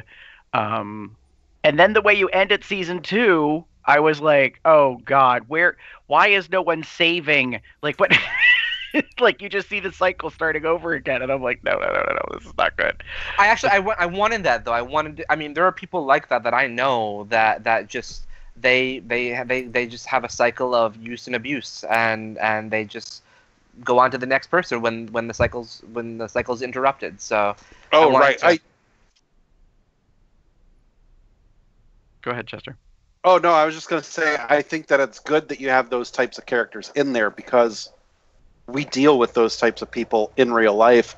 That's why I don't like him as much as I do, because I know that there's people out there that are like that. He will be really happy that you don't like him, because that's what he wanted with the character. He very much wanted people not to like him. Yeah, I will say this. In terms of the characters, I've already said that I very much love Ashley's portrayal as Apollina, Barbara as Carla. But when it started with the first season, Veronica drove me freaking crazy. And I was like, oh, will somebody just slap this bitch? Like, what is going on? Like, why is everyone put up with it? And like I said, I had to adjust to the reality of, oh, this is not reality. Like, this is them, and they know each other. Hence, her histrionics and whatever is just, kind of part of that. That's probably a bit too dramatic to say about her. But anyways, no, I agree. So, like, Horatio's around because Horatio is a catalyst of things and stuff. So as much as Same with Veronica, definitely, yeah. Yeah. Although Veronica went through a change, obviously. Yes, she had a very soap opera kind of change, so to speak, from season 1 to season 2. So using of course Batman 1989 as the first homage scene. So nice. That's awesome. So do you have a plan to kind of bridge together at some point the seasons into like another very famous Bear community-based web series has done, like in terms of like making it like you could watch it all as a film, or posting sometime to maybe DVD, although DVD is kind of running out. It's more digital based now in terms of that stuff. I hadn't really thought about that, but I didn't feel like people would want to. I guess I'm selling myself short. I didn't feel like people would want to buy it. But as we go on, I see people are really, really excited by the show, and people all around the world are watching it. I mean, the pilot episode is up almost at 15,000 views since we did it 2.5 years ago at this point. Last season when we finished up, somebody sent me a drawing that they did of me and Stuart as bears hugging in the last scene. So there's some really passionate people out there who watch the show, and we already have more likes on the season 3 trailer than we do on the season 2 trailer from the whole year that the season 2 trailer's been up. So nice. I might pursue that more and look in that direction. Very cool. I think you're finding your pace, like your pace and what people are looking for and what they're wanting and stuff like that. So it's great. I'm looking forward to season 3, although the 1 month delay is disappointing. Just on a personal bitchy note for me, because I was all like, yay, we've timed it, we're gonna have him on, and then it's gonna be thing, and they're doing all this stuff, and now we gotta wait. I might end up posting the first episode early because of the fact that it's going to be ready tomorrow for the premiere party. So I might do like a Rick and Morty and have it out a month before the rest of the season. So. Oh. Hopefully Szechuan sauce is not an issue, because it is not. No. It is because you know how McDonald's really got their ass handed to them for that thing. So it's something else entirely in the first episode. So no Szechuan sauce, but some sauce definitely. Oh well, now I'm interested. Well, I was interested before, but now I'm... Wait. All right, I have a question. Is Hunter or Leandro involved in that? In terms of sauce? They're in it. They're certainly in it. But it's more like a saucy than a sauce. Okay. There's some sauciness going on. Nice. We're going to be wrapping up really soon. Again, can you remind us where we can find all the information for the show, where people need to go to watch the show, the timeline of when you're going to be releasing episode 3, all that good stuff? Sure. You can find us on Facebook at Skeleton Crew the Series. So facebook.com/Skeleton Crew the Series. You can find us on YouTube at with the channel Sidekick Prod, Sidekick Productions, just without the uctions. So Sidekick Prod. And we're also on Twitter that way, Sidekick Prod, and then we're on Instagram at Sidekick Productions. So you can find us all on there. And then we will be airing the show within the next couple weeks. Weekly, we'll have each episode. The season 3 is also 10 episodes. Every episode is probably going to be between 30 and 40 minutes this season. So that's another reason for the delay, because it's basically it's lengthier. So, and then early 2018, you'll be able to find us on Bear World TV on Reverie. Yay! Nice. Awesome. And with that, let's talk about Dick.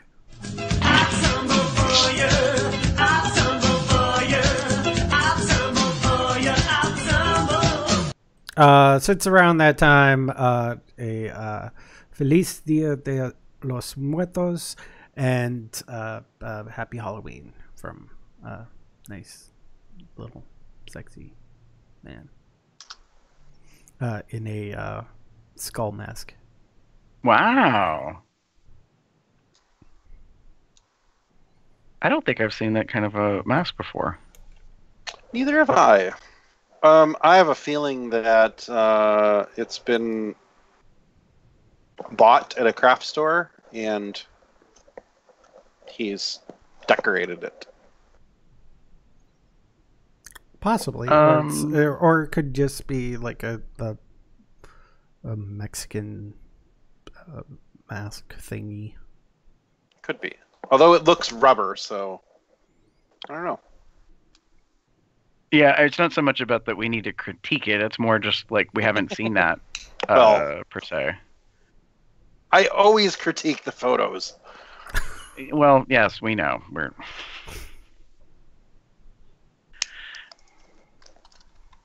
sorry. I'm like trying to catch up one piece. Am I next in terms of the no Chester? So mine is not it's not to Tumblr at all.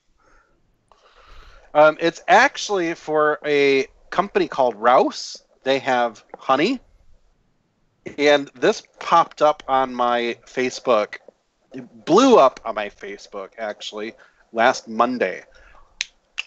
It is a honey making company, and they have decided to do a small little web series, like 3 or 4 minutes long, about 3 bears that apparently live together, and they share a passion for honey.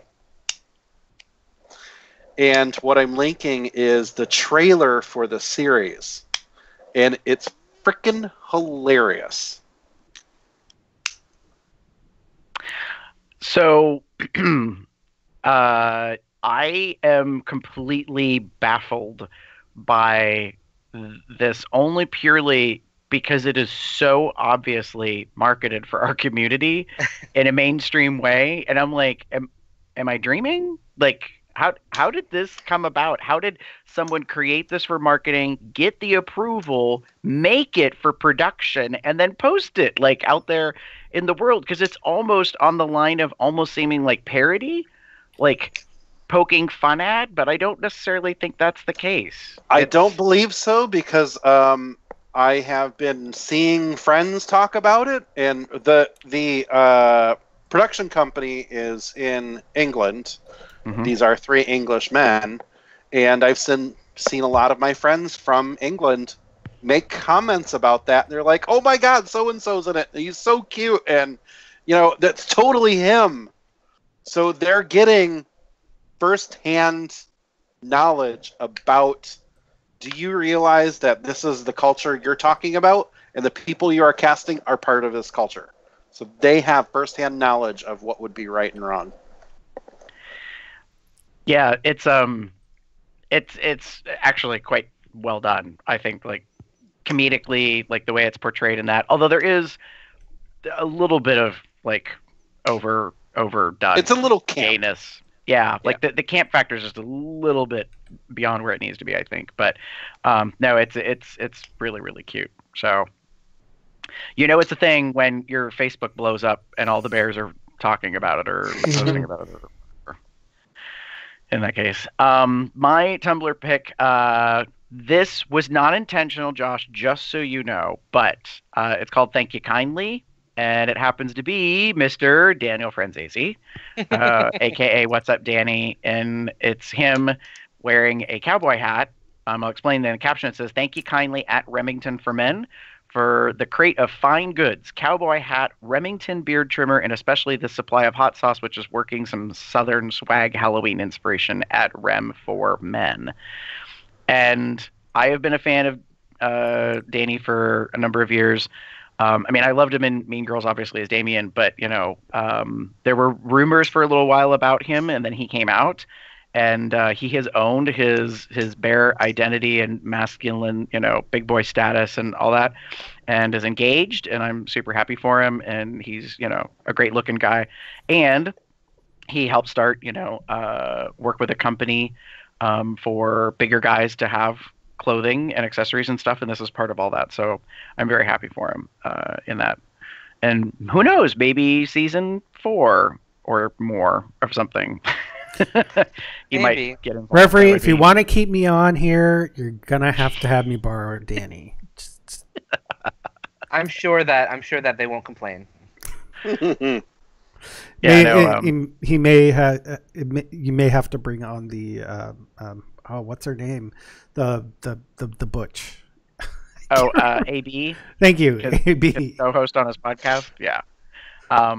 Yeah, no, it's like I totally picked that as my Tumblr pick just because it's going on Halloween and people are trying to come up with ideas for costumes and things of that nature. Although probably most of the parties were this past weekend. And then when we were talking doing the show today, I was like, oh, funny that nice little tie-in. Josh, do you have a pick of sorts you want? So I don't actually know the world of Tumblr that well.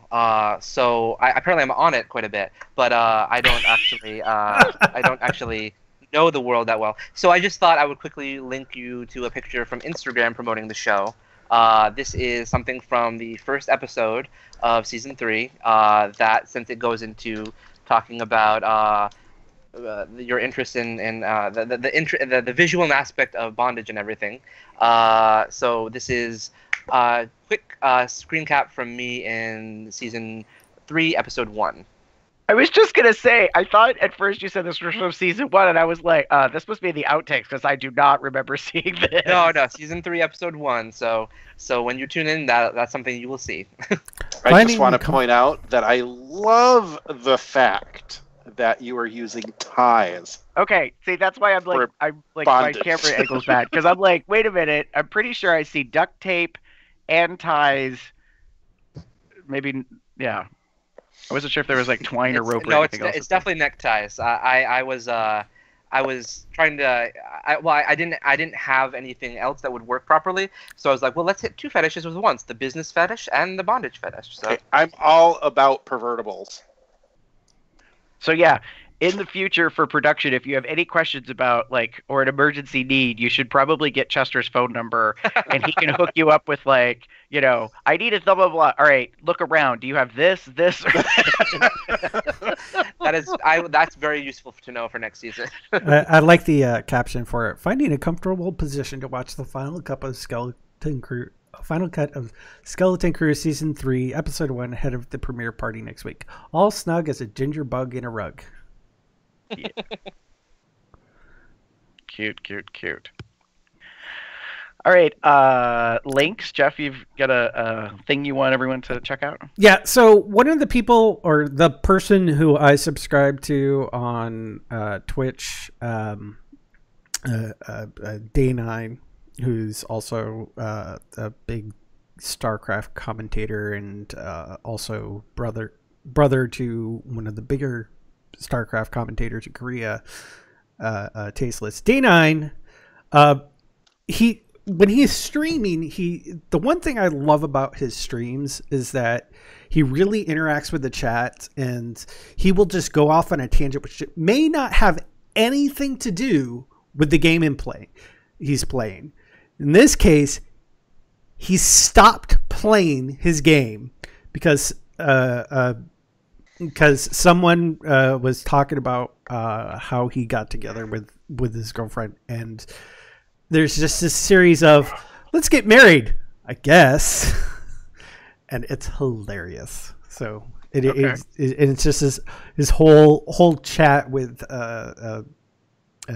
this guy, and it's just kind of like this romantic tale, and just how Day9 tells what he's thinking, and just his thoughts about relationships and everything. It's hilarious. So I thought that people would find that. And since Skeleton Crew deals with relationships all the time, connection. I'd love it. Nice. Chester? So for me, I linked to Bob the Drag Queen's newest song, and I'm sure that's because you wanted to post it, didn't you? Actually, I didn't think of it, so I'm proud of you for doing it, because yes. Yeah. It's his newest song that he released with Alaska Thunderfuck, and it's called Yet Another Dig. And I want to say that aside from Alaska, every one of the RuPaul's drag queens that have released something professionally, this is probably my most favorite song so far.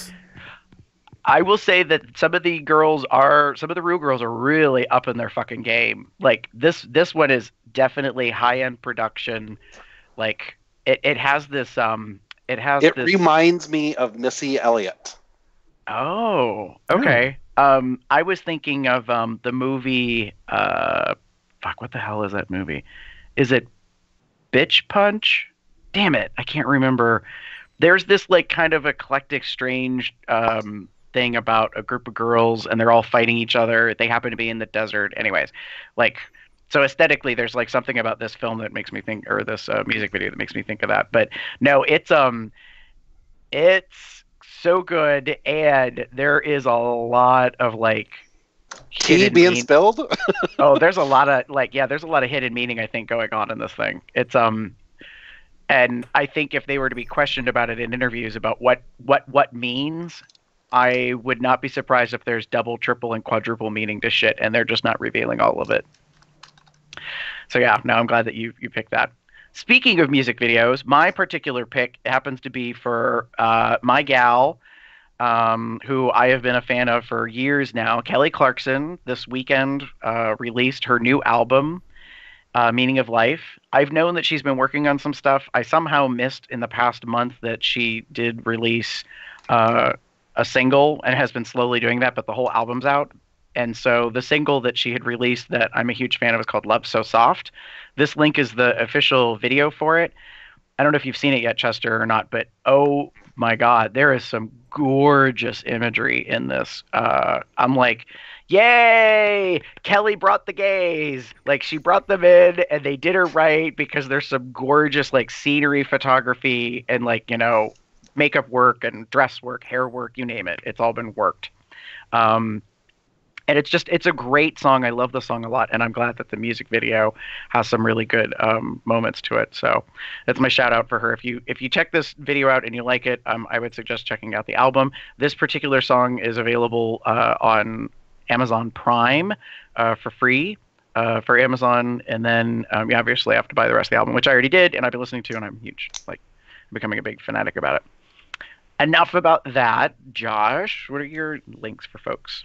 I linked everyone to the trailer for season 3 because I'm a marketing whore, and Fair enough. I also linked everyone to Bearworld TV on Reverie because I really do appreciate what David is doing for us, and he's really trying to create. I mean, you guys talk. I think your guest last week was talking about supporting the community and everything a lot. I really think that what David is trying to do is really give us a place to have material that's not specifically like the Bear series, but a place for bears to do work. One of the reasons David really loved Skeleton Crew is because we weren't a bear series; we were a series that had bears in it, and so David's really trying to give digital media and television and film a place for bear artists, bear creators, bear people to put their shows and everything on Reverie, and he does that with the magazine, Bear World magazine, and now he's trying to do that with Bear World TV. So I really we're of course the most exciting thing on the channel right now, but at some point we will always be the most exciting thing on the channel. But there will be a lot of other things in the pipeline. He's got some things with bear travel shows. He's got some things with bear cooking, bear design. So we're also talking about doing a series together, hopefully. So we'll see how that goes. Yay! Nice. You know, it's funny because Damon and I met David at NAB, North American Bear Weekend in Kentucky, probably 3 or 4 years ago. And if I go digging for it, not really digging, I just have to spot it. I have David's business card, and we had talked back then about having him come on the show. So now that we've got you, we can probably help get a bigger foot in the door, so to speak, or Absolutely. Talk to him. He knows that I'm on today, so he's. I don't know if he's listening, but I'm sure he is because that's what he would do. So nice. You can watch later. David, subscribe to the podcast. It's fine. Yeah, get in touch with us, David. We're about to go through our contact info, obviously, so you can do that. But we'd like to find out more about what Bear World TV and Bear World Magazine are up to these days. Would be awesome. Mm-hmm. All right. With that, not quite done because I do want to comment about something from last show. Speaking of links, because I did link to the new bearunderground.net. It is very, very, very, very, very different. So might be a little buggy or just awkward to begin with. But once you get in, one of the things I recommend doing is going into the interest section and just heart everything that you have an interest in, because that will actually create your feed, and any posting events and linking some events will also add to your feed. Otherwise your feed is blank. There's nothing there. It is very different type of feed than previously. And the one thing you can do, which is part of our contact information now, is there's a Cubs Out Loud interest now, which was created like right before the show started. Yay. And so if you want to follow everything that we're doing on there, or even discuss anything about Cubs Out Loud, you can set your like that interest. There's also a podcast one too, so there's a separate one for like podcasts in general, but there's ours. So it is, and the one thing I strongly recommend is if there's something that you have a question for or suggestions or anything, hit Ian up either on Twitter or through the chat, and let him know. He's very interested in feedback about the new site and everything about it. I know there's a couple people who, just because it's such a jarring change, just abandoned Bear Underground. But trust me, this is a new iteration. It's just back up. Go there, give your feedback, constructive feedback, and even if it's something you can't do right away. A couple of the things that you'll see some comments about, no nudity. It's mainly because those will probably be something that will be publicly available on the actual iOS and Android apps that he's developing, which will which don't allow you to do that. So future content and everything. So just a heads up on all that. Yeah, no, I'm glad that you brought that up, Jeff. One of the things that I know that people were probably going to like raise an eyebrow about, that was the question I asked Ian when I was part of the last dev, testing group. The first thing I said was, there seems to be notably a lot of something missing. I say a lot because that's what we do. We're bears. We're, visual, and we like penis. But I was like, there seems to be a lack of it. And that's when he said, well, the plan is to go into those platform areas, and the terms of service don't allow for that, so to speak. Hence last week's discussion about, are you a dating app or are you something else, and the stuff that goes with that. Now, that isn't to say that it is not possible. You just won't have it the way you had it before. That's all I'm going to say about that. So, yeah. Yeah, but no, it's I haven't had a chance to log into it yet because they just did the migration over last night. But yeah, and the first time you go to re-log in, you'll have to reset your password. There's been a change for the login, so just go ahead and reset it. And I'm sure you could probably use the same password you used before, but I think instead of a user ID, use an email address. So, but I just want to. Public service announcement, and I do want to say that I really think that Ian's doing a great job. Again, it's pretty much just him. So, think along that lines. Give feedback, give constructive feedback, and hopefully we can make this into a really great site that everybody will love. And as I said, phone apps will be coming soon. So, with that, now is the end of the show. Oh. Well, anyways, contact us. Pop over to our website, cubsoutloud.com. Shoot us an email at cubsoutloud@gmail.com.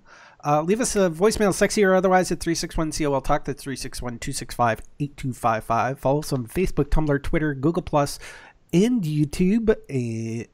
Cubs Out Loud in the appropriate place for the URL.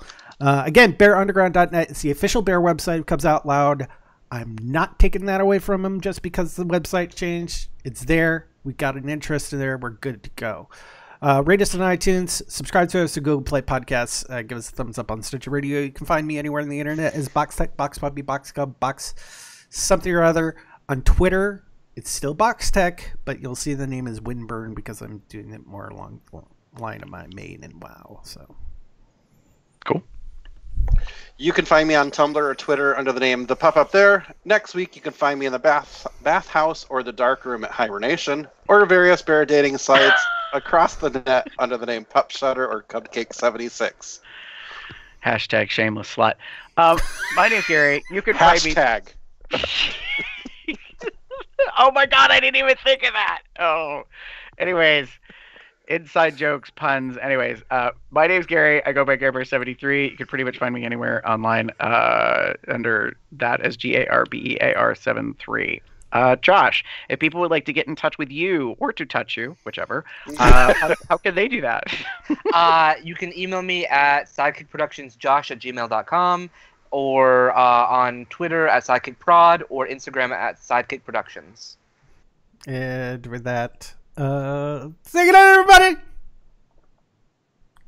There we go. Good night, everyone. Have a good one, y'all.